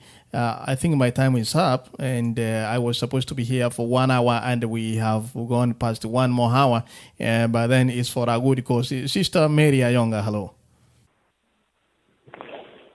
Hi, thank you so much for giving me an opportunity. I just want to, my prayers are with perminus. I just want to encourage him, to keep a positive hope that help is on the way. as we have said, let us really do something about it. I also do want to thank Howie Foundation. I think that really this foundation, it's perchance that they took upon this case. They happened to be here doing their own thing, and then a permanent situation came up, and they took it up. Daktari has done a wonderful job. We just want to thank him for what he has done. And for those that have thought that things have gone wrong, it's been cleared, the air has been cleared. I want to encourage the leaders of this foundation not to feel bad about what has happened, and not to, because situations will arise and they can come and help again. But I just want to encourage them, and also to say, let's be the community that we always are. This is a really, really needy case, and for a brilliant boy like that who has come to our attention, let us do whatever we can to help him. And may the Lord bless everybody that will take it into their heart and do something about it. Thank you. Thank you, Miss Mary Ayonga. I'll come back to you later when you wanna give us a word of prayer so that we can fulfill all that we have said. Because let me see, we are winding up. It can be done. So whenever you receive a call that we are arranging something and we want to do things plainly, and actually we need to have a point of contact. Dr. Side, when you came here, we gave you time, and we actually handed over this case to you from the diaspora, knowing that you are able through Howie Foundation to do something. Pamela, as you are listening, the money that we contributed, 1,600 is intact. If as he said, if you so wish that it can be transferred directly to his account, and I don't know, I have no control over that, but I wish we could continue and have Dr. Side go on with the program so that we can still have the numerous, like the updates I've been receiving. Sister Pamela, if you remember, like 2 weeks ago, I told you that it was due time that we could come back and tell our people what's happening. But since you also had a belief that this boy could be flown to India and then bring him on air when he's in India, which did not happen, though late is better late than never, we have known what is happening right now. I don't know, perminus Nyakundi, if you have something to say as regards to all this that you have heard from us, and I don't know if you have something before I go back to 2 or 3 people we went up. Perminus Nyakundi, I'm back to you. Yes, so the money that is in my account was 509,000. Then now we can do 134,000 for the HLSIC. So the 1.12 million that you mentioned is that people get pledges that they have not fulfilled up to now. So that's what brings it up to 1.12 million. So the figure that was in my bank account in there by the last week will be 509,000. Then I will pay 134,000 for the HLSIC. Okay. So you did you say 139 or 539? The HLSIC I will be 134. The figure was 589. Okay. So the one that you didn't receive is the 1.12 M that was raised in Nyambaria. So is that people get pledges that they are not fulfilled till now. Okay. Okay. Thank you so much. We hope we can have one point of reference whereby we can talk to one person and know the direct updates, because we do not want to bring issues that maybe, like my brother said, maybe the Kenyan people have not done something, the diaspora have not done something. Let's all join hands and do something that that can help this boy, putting all things aside. Let me go to Brother Side, if you can give your final remarks to our people, our listeners, before I go to Stapam and I went up here. Dr. Side, I'm back to you. Okay. I want to thank everybody who has in one way supported perminus. I remember Tony's talk. I want to support and to thank him, and Pamela, you, Brother Ntiri, and everybody else, Naomi, all of you guys who have really worked on this point. I want to leave with one thing. One is, as a professional, I will just advise that when we bring the issue of perminus and talk about it on air, on the social media, let us do it in a way that also protects him as a patient. He's a young patient, and I wanted that in any case we need to discuss about him in any way, then it should be in a way that maybe we are trying to raise funds for him. But apart from that, I will kindly and really appeal to everybody that let's protect his privacy. He may be having a leukemia and doing a surgery, but that still he needs the privacy of his condition or his disease. So I wanted us to just maybe to appeal to everyone. Let's just come up there. Let us do much in our action and do very little in talking. We do much that we can. Let whatever we do be between us and God. And most of our talks should be in form of action. Then we see how we can help this gentleman.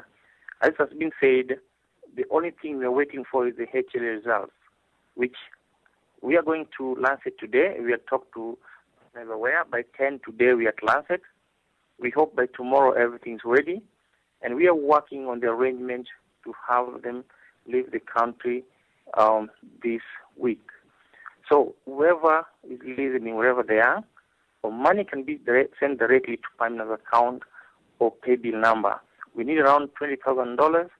Perminus will be admitted latest by close of the other week, and we know within 1 month from the time it's admitted, he should be discharged from the hospital, and they will need to pay $20,000. Then let's do this fundraising. Let make it the only time we go to the social media to talk about perminus is to get awareness about the fundraising. The rest of the condition, as a professional advice, please, let's keep them out of the social media. Let's give this young man the privacy he needs. If you can be very keen, Brother Ntiri, on us at how we don't discuss perminus anywhere, either in the social media or with any other condition. We just do the action and don't discuss anything. He's a young man. I need to want to bring our brother on air, but I want to say that it is unfortunate to keep dragging this boy to our radios and the television interviews when we are talking about his health. We need to do something rather than bringing him. If I had the powers, I could say, Brother Perminus, let this be the last one. Let's focus on getting this boy to India right away from today. And if there is any more interview that is coming up, we may not be happy about it, because interviews, whether we are getting publicity for ourselves or what we want to do, is not a good way to keep on talking about something which could be done 2-3 months ago, and we are still dragging our feet on something that we have not contributed towards. So let's now start doing some actions so that we can see what to do. Sister Pamela, did you have your last word?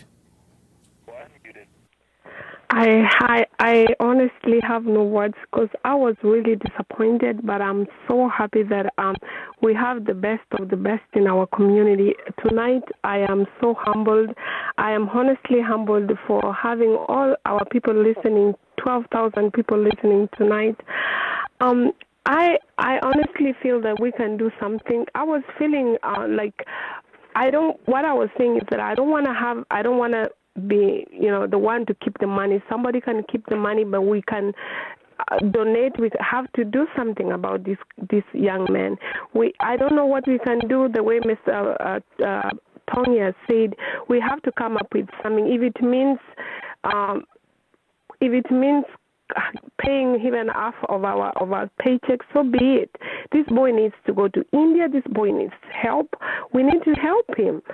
And as you said, Brother Ontiri, we need to stop talking and help him, and we need to respect him, as Brother Sida said.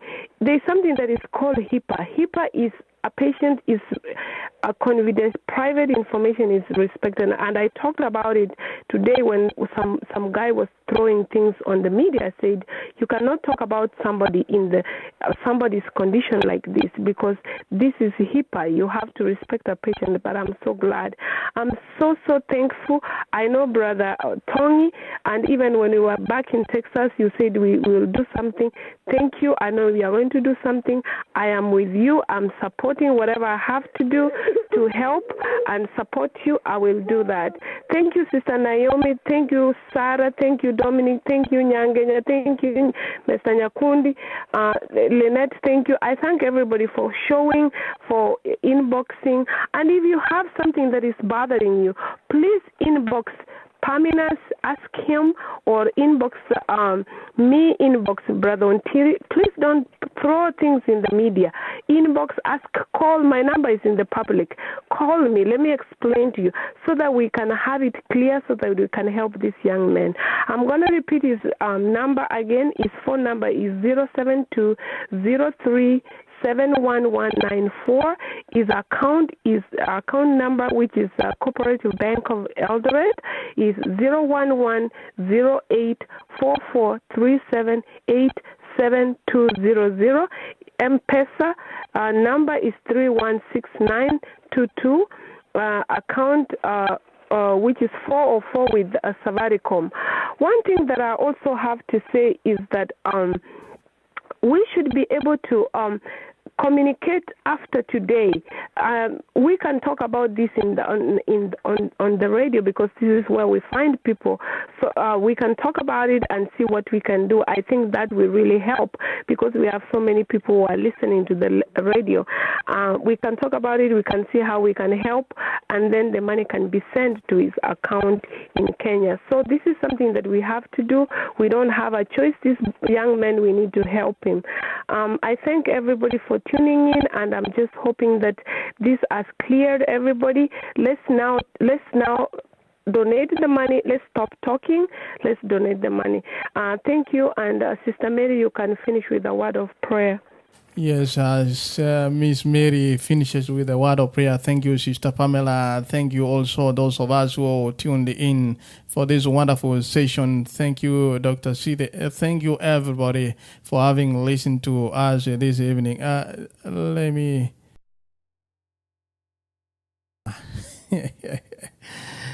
Just because you are one of our community leaders here, Tony, what's your last word? Before my mother, Mary, I've never seen her for so many years. Before she said a word of prayer, I've looked at my calendar and I've really thought within myself and what this community is able to do. I'm pretty sure if we can target August the 16th, we will have a major fundraising, and I will form a committee starting after we finish this meeting of today. We need to start mobilizing our people. August the 16th, which will be pretty much like a month from today, we will have enough publicity. We will have enough time for our people to get their checks ready. I'll ask my good friends to have, in fact, don't do a half of your check, do a half full check. If you can't, if it means to go overtime, please do so. And I promise you, with the way I feel, and I know the Spirit is going to move all over within our people, we'll be able to raise the 20,000. So I want to assure Dr. CD, you can go home sleeping, knowing that this young man, the bill will be paid before he leaves India. And even it means one of us to go and bring the money to India. I'm pretty sure we'll do so. So be rest assured that we'll do this. And I strongly feel that August the 16th will be the most appropriate. People could have paid their bills. We could have done enough publicity, and Brother Ntili will make a very wonderful fundraising of its own kind. And I know we'll get it happen. We'll get it done. And thank you so much for your time. Again, let's continue having this conversation as God reads you, and may God continue supporting you on whatever you guys are doing. Thank you so much, Brother Thierry, and your team. Thank you, Brother Vincent Tong. You see why I came back to you. That's August the 16th. I've just noted on my calendar, and it's all we could do. I know so many people are already in tears of what is happening. Sister Mary, can you ground these tears so that God will hear them and make them a fulfillment? Sister Mary Ayonga. Thank you. Precious Lord, we come to you at this time. I just want to thank you so much for this radio that brings your people together so that we can share our burdens. Tonight, dear Lord, we have talked at length about a dear brother, a dear friend, perminus. Lord, we know that you know every detail about perminus and what he's going through. And we do know, dear Father, that you hear people's prayers. So all those that are listening tonight, all those that have taken into their hearts his condition, we know, dear Father, that they are thinking about him and they can only come to you because you are the only one that is able to do mighty things. Tonight we have discussed about funds, dear Father. We know that all that we have belongs to you. We know that you want that when you bless us, that we will bless others. Lord, we know that we don't have to have a whole lot to be able to help someone else. All we need to do is have the heart to do something. I know tonight that everybody that is listening and those that are listening are thinking of others that are not listening. Lord, we pray that as the community want to mobilize all the people so that they can help perminus, Lord, that you will be the one to actually move the people. But we know that most of what wants to happen is the mountain before perminus to be removed, so perminus can be as healthy as it has been or even better. Lord, we want to pray that you will heal perminus and you will use perminus into the future so that he will have a testimony to tell. And so tonight, dear Father, I thank you for the leaders. I thank you for the Terry that is working with perminus locally. I thank you for his team, both locally and in the U.S. I thank you, Lord, for everybody, Nyanginya, those that have took into heart this issue and brought it to the rest of us. Father, we pray, we want to be of the same accord. We would like to be able to help perminus. We have the privilege of being used of you, and so we pray that you will bless each one of us as we consider to help perminus, that we will have the means to bring together and be able to pay that bill so perminus can receive the healing. Lord, we know that you're already doing things for perminus. We know that besides this money, as the daddy says, perminus is alone. Lord, we pray that perminus may feel tonight or in the morning, whatever time it is at home, that he may feel your presence so much that he will not be alone. We pray that you'll be surrounded by your spirit, you'll be surrounded by angels, dear Lord, that will encourage him and make him know that he's comforted, that he is loved, that he is treasured. Father, we thank you because we know that you have heard our prayers. I just want to pray for everyone listening. I want to pray for every family represented, Lord, that you will bless each one, and give us another opportunity to get together. That date that has been given by my son, the 16th, Lord, we pray that that date will be special in our hearts, that we will remember, that we will set aside something to help permanence. And so bless this community. Bless those that are committed to help, dear Father, and use us and put us all together. Bind us together with love. Bind us together with love so that we all can share these burdens on earth. And ultimately, Lord, we pray that you help us to know that the sufferings we go through in the world will come to an end when you return and take us home. And so besides physical healing, we pray for spiritual healing for us, for all our people, our young people, the old, dear Lord, that we may remember that there is a place that you have prepared for us where we will never be sick, where we will never grow old, or where we will never die. May we all live to want to be part of that kingdom. We thank you, Lord, for hearing us. We praise you, for you're such a mighty God. You're so loving, so kind and gentle with us. You are the healer. You are our help in every way. We thank you, we praise you, and give you honor that belongs only to you. In Jesus' name we pray. Amen. Amen. Thank you so much, listeners, for tuning in tonight. Again, I say thank you so much, Brother Tony. Let's make sure that we will be talking to our local churches here and everywhere. Wherever you are, tell one friend. I know you have one friend or two friends.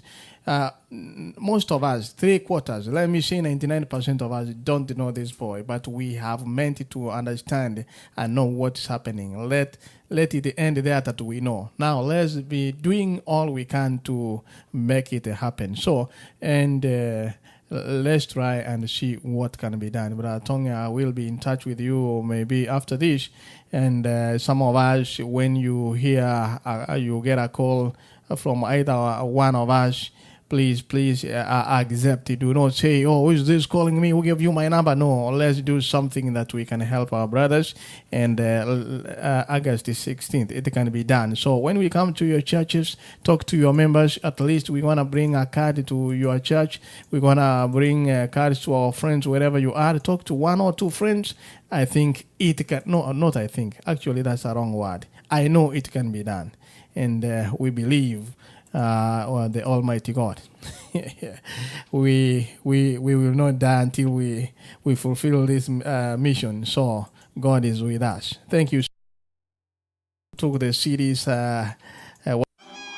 Watu wa Afrika Mashariki wanaoishi ng'ambo huwa na mengi ya kujivunia kuhusu nchi zao. Wanariadha wetu wasioshindwa, tamaduni zetu za kila aina zinazopendeza, moyo wetu wa kukaribisha, lakini hakuna kinachoweza fananishwa na majivuno unayohisi unapofaulu kumiliki ardhi katika eneo ulikozaliwa. Na hivi sasa, kwa sababu ya KCB Diaspora Banking Mortgages, unaweza kutekeleza hilo. Ukiwa na viwango vya riba vya chini kuanzia 9% kwa maombi ya mkopo ya dola za Marekani na 14.5% kwa yale ya shilingi ya Kenya, unaweza kununua ardhi, nyumba iliyo tayari au pesa za kujijengea nyumba moja au nyumba nyingi. Kwa maelezo zaidi, nenda kwa kcbbankgroup.com au tuma email kwa diasporaunit@kcb.co.ke.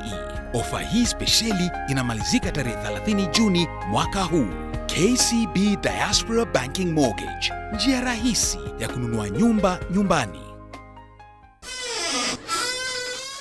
Dada, humu ndani kunanukia vizuri kweli. Harufu hii inakumbusha mbali. Hii ni harufu ya Imperial. Ni harufu ya Imperial nakwambia. Naam, na umeipata wapi sabuni hiyo? Kwanza mzee wangu huyu hapa atakuelezea. Kuna ujumbe ya juu kuhusu Nairobi Supermarket? Sijasikia kama. Nairobi Supermarket iko hapa karibu na hali.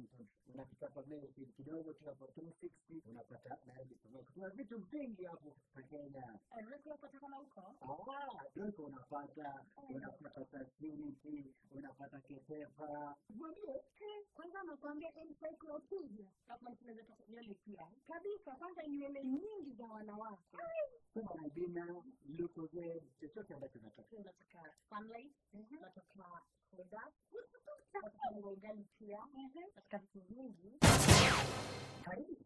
inayoitwa Arlington karibu na Mayfield na Highway 360 inauza bidhaa hizi zote zinazohusika Nairobi Supermarket. Mtafutaji, katika harakati za maisha pilka za kila siku ni vigumu sana kuandaa chakula. Badala ya kulala njaa sababu ya uchovu, mwite mtafutaji kwa chakula kinachoandaliwa kulingana na mapenzi yako. Sherehe za kila aina, ana ujuzi na upishi wote, haswa katika chakula kinachotoka Afrika ambacho ni nadra sana kupata. Unaweza kununua vipengele au vile uitishe kwa bei nafuu. Nakwambia mtafutaji hata kuaibisha. Mjaribu leo katika nambari 972 388 6039 972 388 6039 kwa maandazi, chapati, chai na kadhalika, vile bilao. Uite leo na utalala njaa kwa uchovu. Mtafutaji, jawabu la maisha. Like a burst of sunshine through a cool wisp of wind, sweet, surprising and juicy, Fanta tickles like a delicious secret you cannot bear to share. Fanta with a sudden burst of sugary, citrusy sweetness. Fanta leaves your tongue tingling pleasantly. Fanta curls deliciously around your taste buds.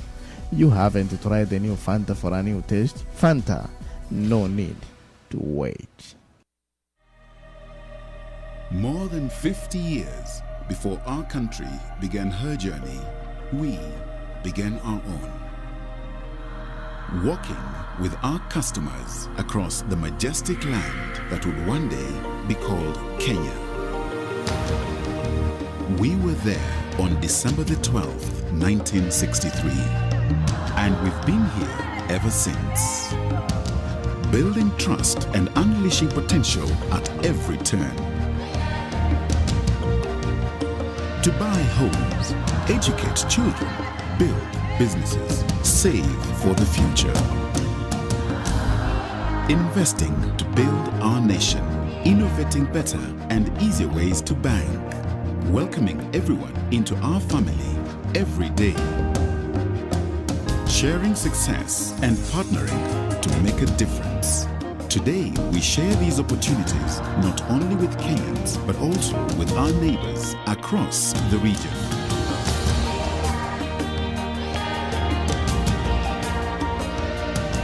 And as we look to the future, we proudly pledge to continue this work, finding new ways for the People's Bank to help our customers make more, do more, dream more. Unlocking tomorrow, today. KCB, making the difference. Basi ndugu msikilizaji, asante kwa kuwa pamoja nasi wakati huu. Ni Orina Ontiri kama kawaida, na kukaribisha moja kwa moja katika Lunchtime Music, ambapo ni hadi hapo saa 9 kamili, ambapo nitakupeleka katika lugha nyingine. Basi katika mahubiri ya lugha ya Kiswahili hapo saa 9 kamili hadi saa 3:30, Miracle Working God ni wimbo ambao uko hewani. Na majina yangu kama kawaida Orina Ontiri, wakire wedele wia. Yes, tuende kazi. 2130100095. Naamini kuwa umebarikiwa na tuzidi kwa pamoja. A miracle working God. A miracle working God. A miracle, yes you are. A miracle, a miracle working God. Daddy you are. A miracle working. Yeah. Cast your cares to Him today. A miracle working God. Be strong, do not fear. A miracle working God. With Him all things are possible. A miracle working God. A miracle, yeah. A miracle.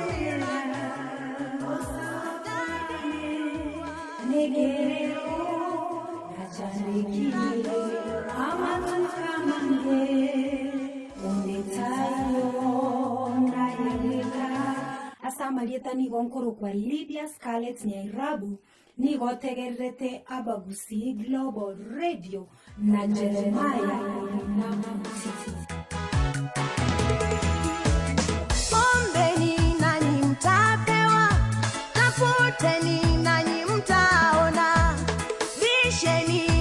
mtafunguliwa, wanafanya miujiza.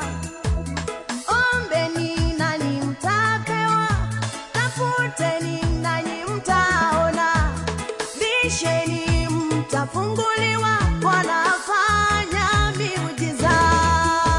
A miracle, a miracle, what Daddy you are. A miracle, what a miracle worker.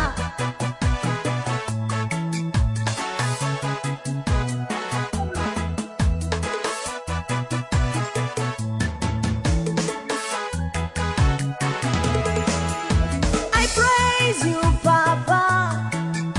I praise you, my God. I choose to rejoice. A miracle working God. I praise you, Papa. I praise you, my God. I choose to rejoice in a miracle working God. Yeah, yeah. A miracle. I love you, Lord. I say you are. I know you are. A miracle.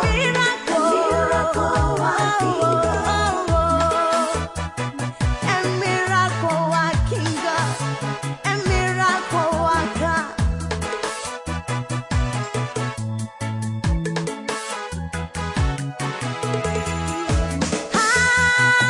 Hallelujah. Hallelujah.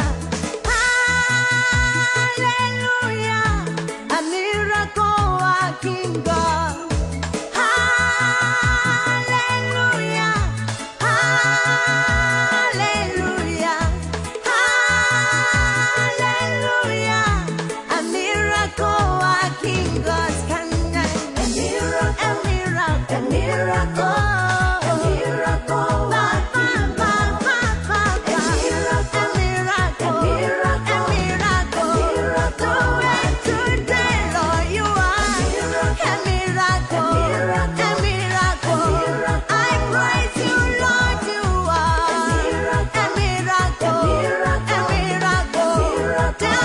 Today you are.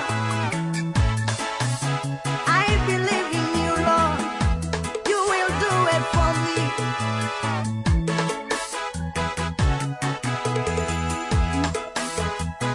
Release your power, Lord. Release your presence, Lord. A miracle worker. I love you, Lord. A miracle. Hey, yeah, yeah. A miracle worker. Hallelujah. A miracle. A miracle. Oh, your presence today, Lord. A miracle. I trust in you, Lord. A miracle. You will never leave me nor forsake me, Lord.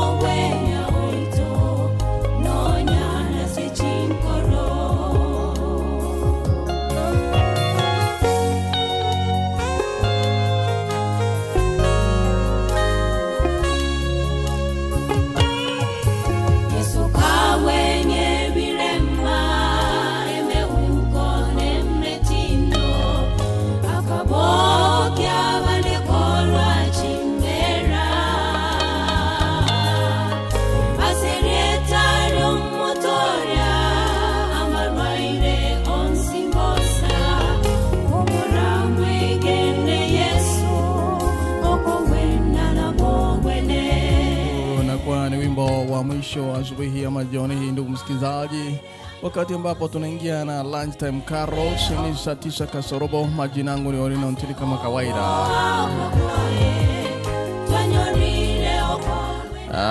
Ndugu msikilizaji, lunchtime carols ndani ya AGRFM.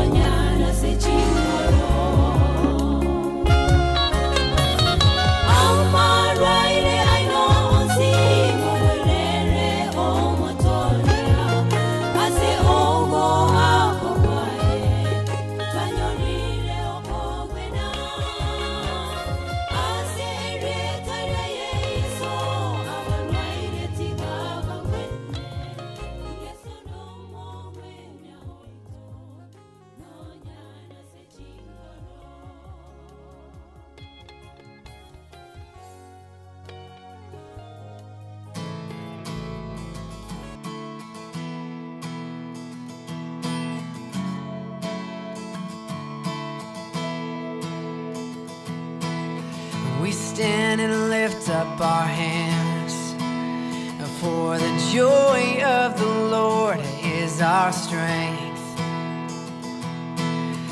We bow down and worship Him now. How great, how awesome is He.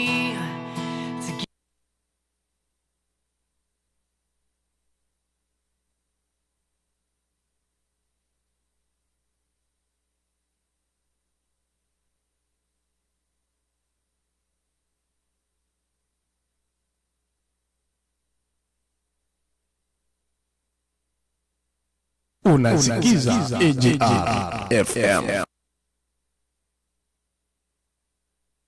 Lunchtime carols.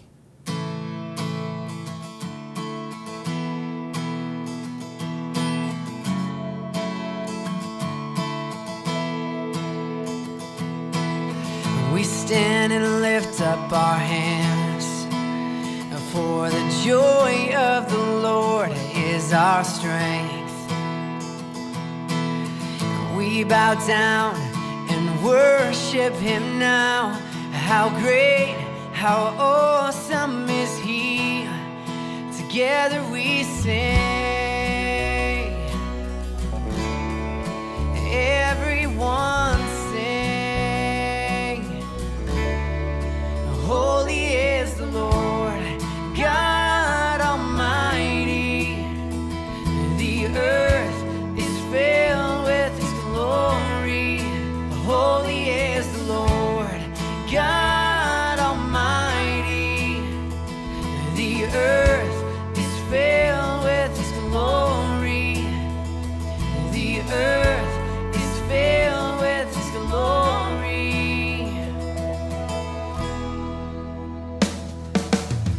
We stand and lift up our hands, for the joy of the Lord is our strength.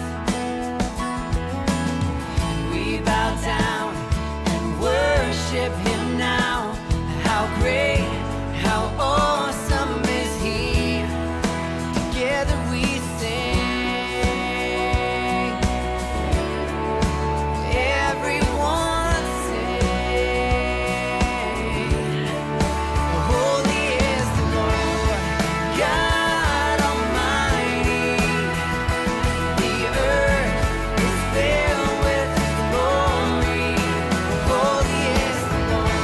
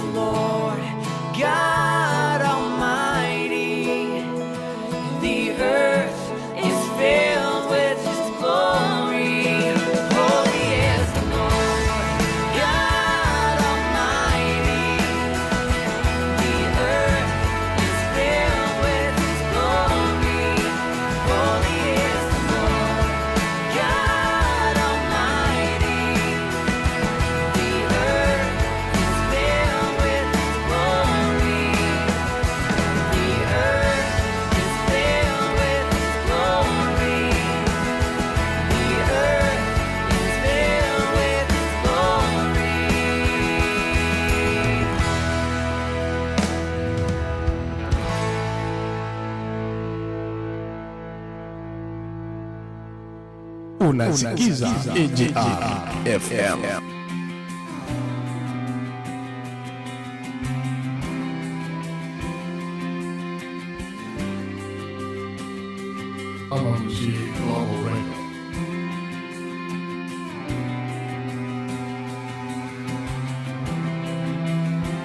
Why trust the rest when we play the best? AGR FM. I'm forgiven because you were forsaken. I'm accepted. You were condemned. I'm alive and well. Your spirit is within me because you died and rose again.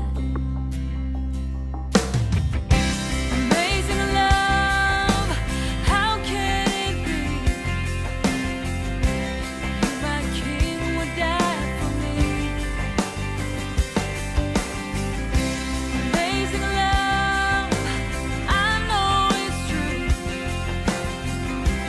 It's my joy to honor you. I'm forgiven because you were forsaken. I'm accepted. You were condemned. I'm alive and well. Your spirit is within me because you died and rose again. Amazing love, how can it be? My King would die for me. Amazing love, I know it's true. It's my joy to honor you. In all I do, I honor you. In all I do, I honor you.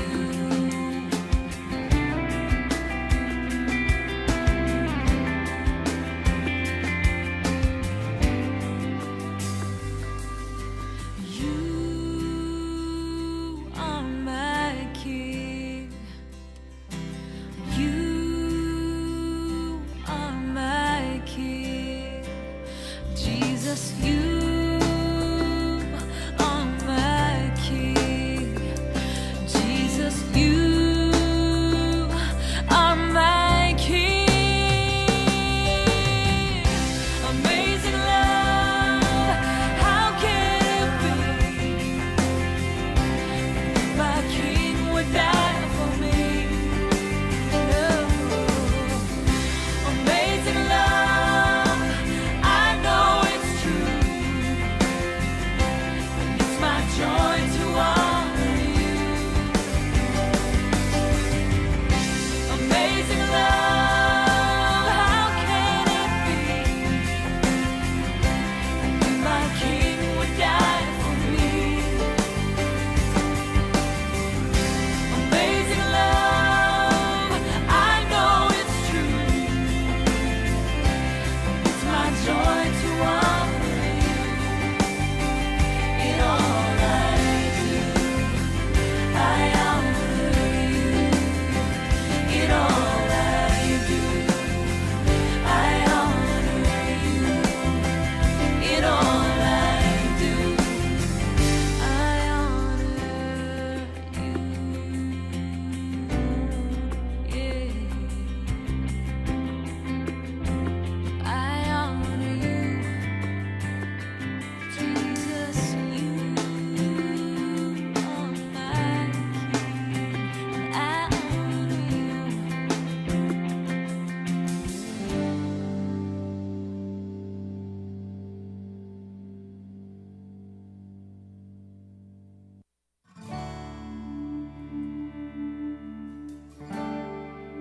Why trust the rest when we play the best? AGR FM.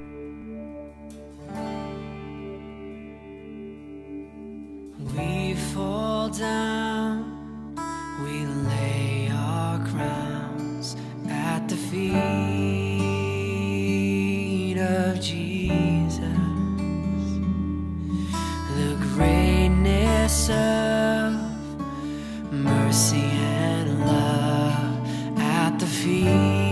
feet of Jesus, and we cry, holy, holy, holy. We cry, holy, holy, holy. We cry, holy, holy, holy is the Lamb.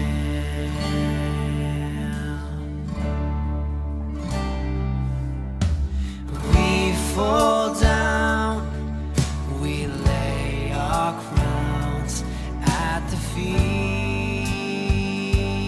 of Jesus, and the greatness of mercy and love at the feet of Jesus. Sasa hutaweza kungoja hadi asubuhi au jioni ili tupate hewani. AGRFM, kituo nambari 1 ulimwenguni katika nyimbo za Injili, mahubiri yanayojiri na mawaidha mengineyo. Kwa mara ya kwanza AGRFM hii hewani masaa 24. Piga simu kwa AGRFM nambari 484-718-0583, 484-718-0583 au AGRFM kwa mtandao abagusiglobalradio.com. Nina furaha ya kwamba uko tayari kabisa kwa ajili ya somo la leo. Na somo letu la leo linasema, nitawezaje kuishi kwa utaratibu. Chukua daftari lako, mahali ambapo kila siku unakuwa unaandika notes. Hakikisha unaandika tarehe ya leo, ili kusudi tunapoanza shule ya leo basi twende vizuri kabisa. Nitawezaje kuishi kwa utaratibu. Tuombe. Bwana Yesu, tunakuita njoo kwetu sasa. Achilia nguvu ya Roho Mtakatifu.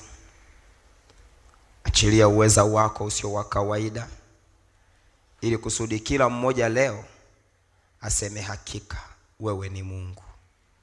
Asante kwa sababu ya upendo wako. Asante kwa sababu ya kibali chako. Nipe lugha nyepesi kabisa leo, ili kila mmoja aseme hakika amekuelewa. Katika jina la Yesu, amen. Nitawezaje kuishi kwa utaratibu? Hili ni swali ambalo mtu mmoja anajiuliza.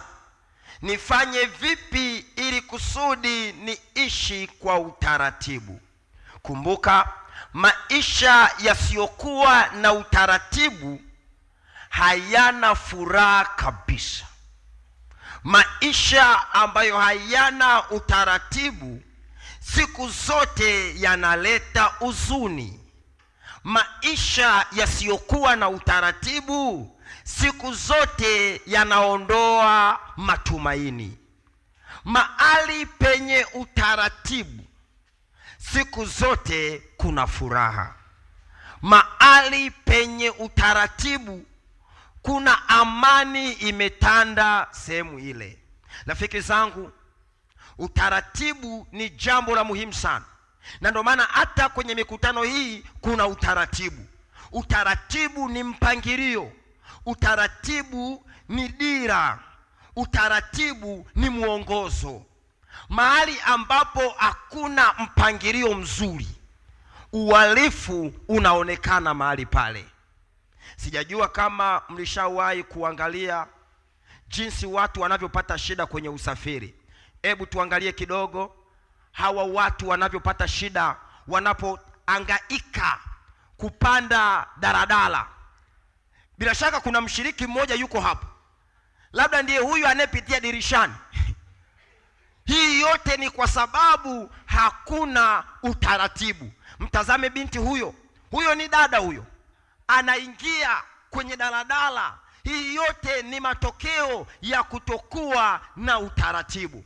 Kuna nchi nyingi sana ambazo wamekuwa na utaratibu mzuri sana namna gani ya watu kupanda kwenye vyombo hivi vya usafiri, lakini katika nchi nyingi Maisha ya kupanda kwenye daladala ni kama jinsi mnavyoona hapo. Huyo dada ameingia, kuna baba, huyo ni baba tu na familia yake, naye pia amekaa pembeni anasubiri dada akiingia naye pia aweze kuingia. Haya yote ni matokeo ya kutokuwa na utaratibu.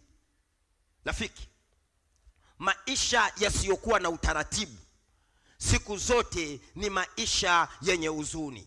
Hebu tuangalie kidogo, nini maana ya utaratibu?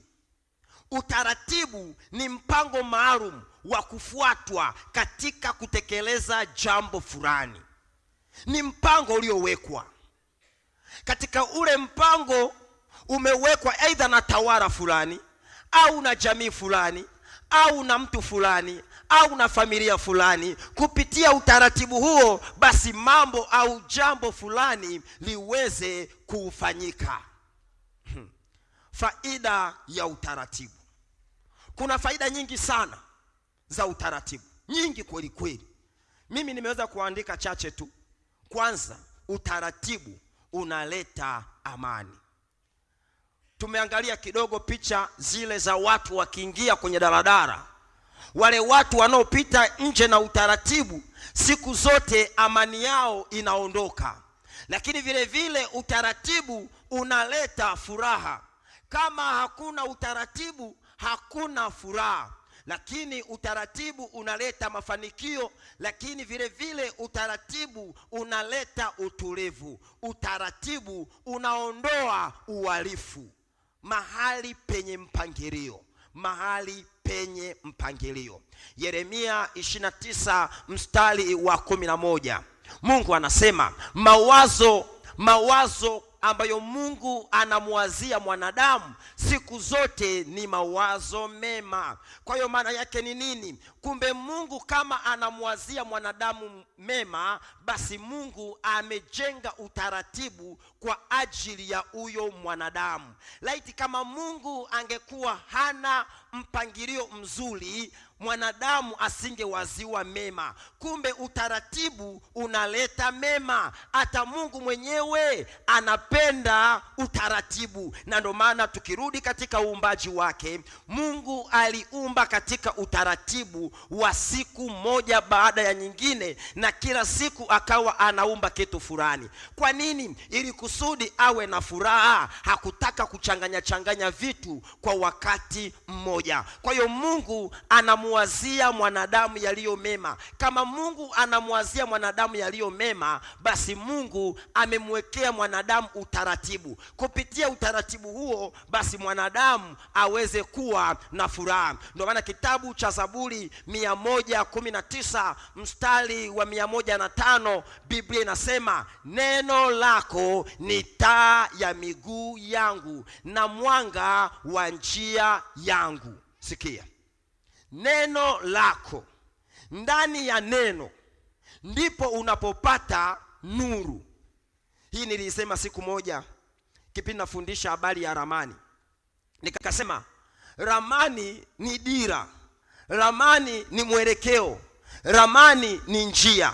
Sasa Biblia inasema neno la Mungu, ambayo ndiyo ramani ya kale, ramani iliyothibitishwa, ramani iliyokubalika. Neno la Mungu katika ujumla wake ni taa ya miguu yako. Maana yake ni nini? Ndani ya neno la Mungu ndimo kuna utaratibu wa Mungu. Ndani ya neno la Mungu ndipo kuna maagizo ya Mungu, ya kwamba ukishalikubali hilo neno, basi ndani yake kuna utaratibu. Na ule utaratibu, kwa sababu nimesema utaratibu ni muongozo, utaratibu ni mpangilio. Kwa hiyo ndani ya hilo neno kuna utaratibu. Na ndio maana hata Yesu alisema neno hili kwenye kitabu cha Yohana 8 mstari wa 31, anasema, ninyi mkikaa katika neno langu, mmekuwa wanafunzi wangu kweli kweli. Tena hilo neno litawaweka huru, nanyi mtakuwa huru kweli kweli. Kumbe maana yake ni nini? Jambo la msingi kabisa la kuelewa ni kukaa katika neno. Ukishakaa katika neno la Mungu, unakaa katika utaratibu au unakaa katika mfumo wa Mungu ndani yako. Watu wengi sana hawapendi kuishi maisha ya utaratibu. Lakini leo kumbuka, Mungu mwenyewe ana utaratibu. Kwa hiyo kama Mungu ana utaratibu, nawe pia unapaswa kuishi kwa utaratibu. Na ndani ya neno ndimo kuna maagizo ya Mungu. Ndani ya neno ndimo kuna maagizo ya Mungu. Yale maagizo ukishayapokea, hayo maagizo ndio kuna sheria. Na sheria ndio inayoleta utaratibu. Ndio maana tunasema sheria ni nini? Sheria ni nini? Kuna watu wengi sana hapa wamesoma sheria. Wengi mno, wengi sana. Hata mimi na mdogo wangu anasoma sheria. Nasema sheria ni kanuni zinazoendesha taratibu za maisha.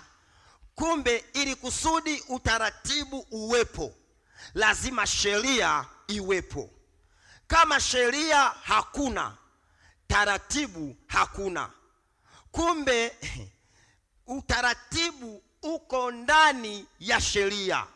Kwa sababu sheria ni kanuni zinazoendesha maisha, lakini vile vile huratibu mahusiano baina ya watu. Sheria ndio zinazoratibu mahusiano kati yako wewe pamoja na mtu fulani. Lakini sio hivyo tu, sheria inafanya mahusiano yaliyopo kati yako wewe pamoja na Mungu wa mbinguni. Sheria ndio zinazokupatia dira au ndio zinazokufungua macho kujua ya kwamba wewe na Mungu mkoje. Na ndio maana Mithali 6 mstari wa 23 anasema maagizo ni taa. Maagizo ni taa. Mwanzo tulisema neno la Mungu ni taa ya miguu yako. Na nikasema ndani ya neno la Mungu kuna maagizo ya Mungu ndani yake. Na kama kuna maagizo ya Mungu ndani yake, basi sheria iliyoko ndani ya hayo maagizo inakuwa ni nuru ya njia yako. Rafiki, maisha bila sheria ni maisha yasiyokuwa na amani. Maisha nje na utaratibu ni maisha yanayovunja utulivu. Maisha ndani ya sheria ni maisha yanayokupatia furaha. Lakini maisha nje na sheria ni sawasawa na mtu aliye katika giza. Laiti kungekuwa hakuna sheria katika nchi ya Tanzania, sijajua ya kwamba nini kingetokea. Lakini kwa sababu kuna sheria, na ndio maana unaona kuna kitu fulani uweze kukifanya na kuna kitu kingine unaweza kukifanya. Na siku zote mtu anayeishi kwa sheria huwa aathiriwi na ukubwa wa sheria. Au mtu anayeipenda nchi yake, mtu anayeipenda nchi yake siku zote huwa ni mtiifu wa sheria. Na siku zote mtu mwadilifu aathiriwi na ukubwa wa sheria. Mfano, labda tuseme serikali itangaze miaka ya kwenda gerezani imeongezeka kwa mtu anayebaka. Ukibaka unakwenda gerezani miaka 100. Hiyo haitamuathiri mtu ambaye si mbakaji. Lakini mbakaji ataathiriwa na wingi wa miaka. Na ndio maana wale wabakaji itabidi wafanye maandamano na kwenda kumwambia Mheshimiwa Rais, punguza adhabu hii ya kubaka. Lakini mtu asiyebaka, hata wangesema miaka 50, angesema ni sawa tu. Kwa nini? Kwa sababu ukiwa katika utaratibu, sheria haikuathiri. Na ndio maana tunasema sheria ni taa au maagizo ni nuru. Maagizo ni nuru. Lakini vile vile Biblia inasema Lakini kabla ya Biblia kuna mwanasayansi mmoja anaitwa Albert Einstein. Watu mliosoma chemistry, nadhani huyu bwana mnamfahamu. Alitoa theory nyingi sana kwenye kitu kinaitwa atomic energy. Watu wengi mliosoma atomic energy mtakuwa mnafahamu habari ya huyu bwana. Huyu bwana Albert Einstein alikuwa akiongea jinsi molecule zinavyokuwa zinakimbia. Akaleta formula moja nasema energy is equal to mass times velocity, mc. Mnafahamu? Sasa huyu mwanasayansi aliongea maneno haya. Mliosoma inorganic chemistry form 6 mtakutana na mtu huyu. Alisema maneno haya. Anasema kinga yetu si katika silaha zetu, wala kinga yetu wala si katika sayansi, wala kujichimbia ardhini. Kinga yetu ni katika sheria na nidhamu. Kinga yako wewe si elimu ulionayo. Kinga yako wewe si pesa ulizonazo. Kinga yako wewe si maisha bora ulionayo, bali kinga yako ni kutunza sheria. Hamjawahi kuona watu waliokuwa wana nyadhifa kubwa wanakwenda gerezani? Hamjawahi kuona watu ambao walikuwa wana maelimu makubwa wako gerezani? Kumbe kinga yoyote ile ya mtu yeyote ni kutunza sheria. Ebu kinga yako iwe ni kutunza sheria. Lakini kuna mwanafalsafa mmoja wa Kigiriki anaitwa Aristotle. Yeye alisema utawala wa sheria ni bora kuliko utawala wa mtu yeyote binafsi. Ya kwamba kuna aina nyingi sana za sheria. Nilipokuwa namuuliza mdogo wangu, kuna mdogo wangu yuko hapo chuoni anasoma sheria mwaka wa 3. Nikamuuliza, hebu niambie Tanzania kuna sheria ngapi? Akaniambia Tanzania kuna sheria nyingi mno. Kuna sheria ya ardhi, kuna sheria ya sijui ya nini, kuna sheria ya mali, kuna sheria ya ndoa, kuna sheria ya nini, na kila kipengele cha sheria kina sheria zake. Kumbe ili kusudi utawala uweze kuwa ni utawala bora, lazima uwe na sheria. Kwa hiyo kumbe kila utawala unakuwa na sheria zake. Lakini huyu mwanafalsafa ambaye alitoa maneno haya mwaka wa 350 kabla ya Kristo alisema utawala wa sheria ni bora kuliko tawala yeyote ile ya mtu binafsi. Kwa lugha nyingine ni kwamba ni heri uishi kwa sheria kuliko kuishi mahali ambapo hakuna sheria. Sheria za Mungu siku zote zimebeba tabia ya Mungu. Sikia.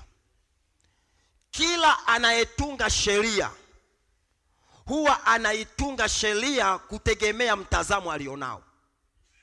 Dikteta anatengeneza sheria za kidikteta. Mtu mwenye huruma anatengeneza sheria ambazo zinaendana na tabia yake. Na ndio maana baba mkali nyumbani sheria zake zinawatesa watoto. Kumbe sheria inavyokuwa inawekwa inatengeneza sifa ya yule ambaye ameiweka ile sheria. Mungu naye pia ana sheria zake. Kwa hiyo kumbe sheria za Mungu zimebeba sifa au tabia ya huyo Mungu. Haiwezekani mtu aliye dikteta akaweka sheria ambazo si za kidikteta. Haiwezekani mfarume mwenye huruma akaweka sheria ambazo ni za kidikteta. Kumbe sheria zinabeba sifa za yule ambaye amezitunga. Kwa hiyo sheria za Mungu zimebeba tabia ya nani? Ya Mungu. Na siku zote tabia ya Mungu ni nini? Kwa hiyo kumbe sheria za Mungu ni nini? Ndio maana siku moja kuna mwanasheria mmoja alimfuata Yesu. Alipomfuata Yesu akamwambia, hebu nieleze ni amri gani iliyo kuu? Yesu akamwambia, amri iliyo kuu kuliko zote ni upendo. Hakujua maana yake ni nini. Yesu alikuwa anaongea ya kwamba amri kuu kuliko zote ni tabia ya Mungu. Na tabia ya Mungu ni upendo. Kwa hiyo mtu yeyote ambaye hapendi sheria za Mungu, hapendi tabia ya Mungu. Ukimwona mtu analeta maneno mengi kwenye sheria za Mungu, maana yake ana mashaka na tabia za Mungu. Na ndio maana siku moja Yesu akasema, mkinipenda mtazishika amri zangu. Maana yake ni nini? Mkinipenda mtakaa kwa tabia zangu. Na ndio maana Yesu anasema wale wote waliompokea wamekirimiwa tabia za nani? Za Mungu. Kwa hiyo wewe unayesema unampenda Mungu, basi umevikwa tabia ya Mungu. Na kama umevikwa tabia ya Mungu, umevikwa sheria za Mungu. Na ndio maana watu wanaompenda Mungu hawawezi kukaa juu ya sheria, wala hawawezi kusumbuliwa na sheria, bali wao watasumbuliwa na upendo wa Mungu ndani ya maisha yao. Bwana Yesu asifiwe sana.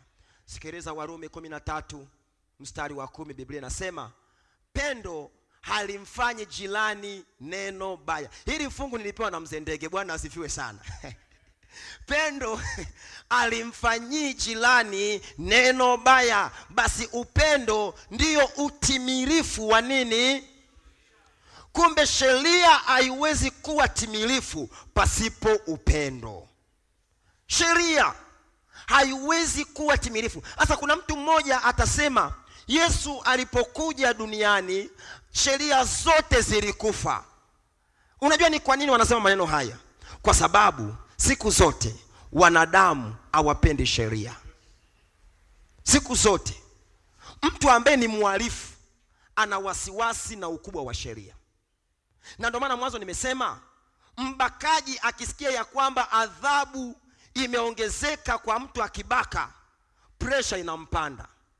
Lakini mtu ambaye anaishi kwa utaratibu, hata wangesema kubaka ni miaka 800 gerezani, yeye haimuathiri chochote. Haimuathiri chochote. Kwa hiyo mtu ambaye ni mhalifu siku zote anasumbuliwa na sheria. Lakini mtu asiyekuwa mhalifu siku zote asumbuliwi na sheria. Na ndio maana Tanzania kuna msemo unasema tii sheria bila shuruti. Ya kwamba mtu yeyote ambaye yuko ndani ya sheria ana amani moyoni mwake. Lakini mtu asiyekuwa na sheria siku zote anapenda kuongelea sana habari za sheria.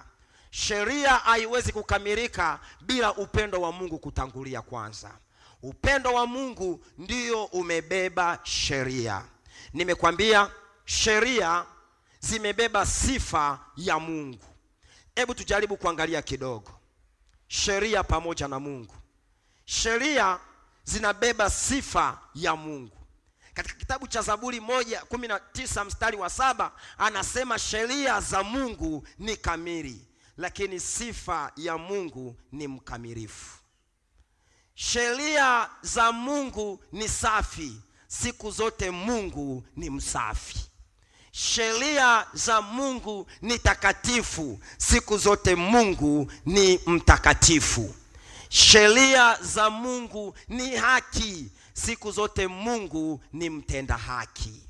Sheria za Mungu ni nzuri, siku zote Mungu ni mzuri na tena ni mwema. Sheria za Mungu ni za milele, Mungu ni Alfa na Omega. Rafiki zangu, acha turudi kidogo nyuma. Nimekwambia sheria inabeba sifa za yule aliyeitunga. Kama kweli unampenda Mungu, tambua ya kwamba Mungu alipokuwa analeta sheria hakuleta kuwa mzigo, bali alileta tabia yake kwako. Ya kwamba ndio maana anasema ukikaa ndani yangu, sheria kwako si mzigo. Maana yake ukivikwa na upendo wa Yesu ndani, wewe hautaathiriwa na sheria. Kwa hiyo ukimwona mtu anaongea sana habari ya sheria, huyo mtu ni mhalifu. Ukiona mtu anaongea sana ya kwamba sheria hii na sheria hii sisi hatuathiriwi nayo, basi mtu huyo atakuwa na matatizo. Na ndio maana mtu mmoja akasema, sabato ni nini? Yesu alipokuja sabato iliondolewa. Sasa kama Yesu alikuja aliondoa sabato, kwa nini usiseme Yesu alipokuja aliondoa sheria ya uzinzi? Ili kusudi tujiachie. Angesema hapo hapa vijana wako hapa kweli kweli ni hatari. Lakini unasema sabato tu, wewe ni mhalifu. Lazima ujichunguze. Na siku zote mhalifu anatakiwa apewe adhabu. Sheria ya Mungu inabeba sifa za Mungu. Nataka tuangalie kidogo amri za Mungu kwenye kitabu cha Kutoka 20 mstari wa 1 mpaka wa 17. Hapo ndipo unapopata zile amri zote za Mungu. Amri ya kwanza inasema usiwe na miungu mingine. Sikia, Mungu anatoa hizi sheria kuonyesha upendo wake kwa mwanadamu, ya kwamba yeye ni Mungu kwa ajili yako. Kwa hiyo anakuonea wivu, yani atamani wewe uende kinyume na vitu vingine. Hapendi mawazo yako yahamie kwa miungu mingine. Anakutaka wewe umfocus yeye, ya kwamba yeye ana uwezo, yeye ana nguvu, yeye ana mamlaka, yeye anaponya, yeye anabariki. Unapokwenda kinyume, unaonyesha kana kwamba ana upendo kwako. Na ndio maana kudhihirisha ya kwamba yeye ni pendo, anasema njoo kwangu mimi na utaona nitakachokufanyia. Na ndio maana amri ya kwanza inasema usiwe na miungu mingine ila mimi. Unajua wale watu wenye ndoa, ukiona mtu mwenye wivu ana upendo wa kweli. Watu ambao mmeshaoa na kuolewa.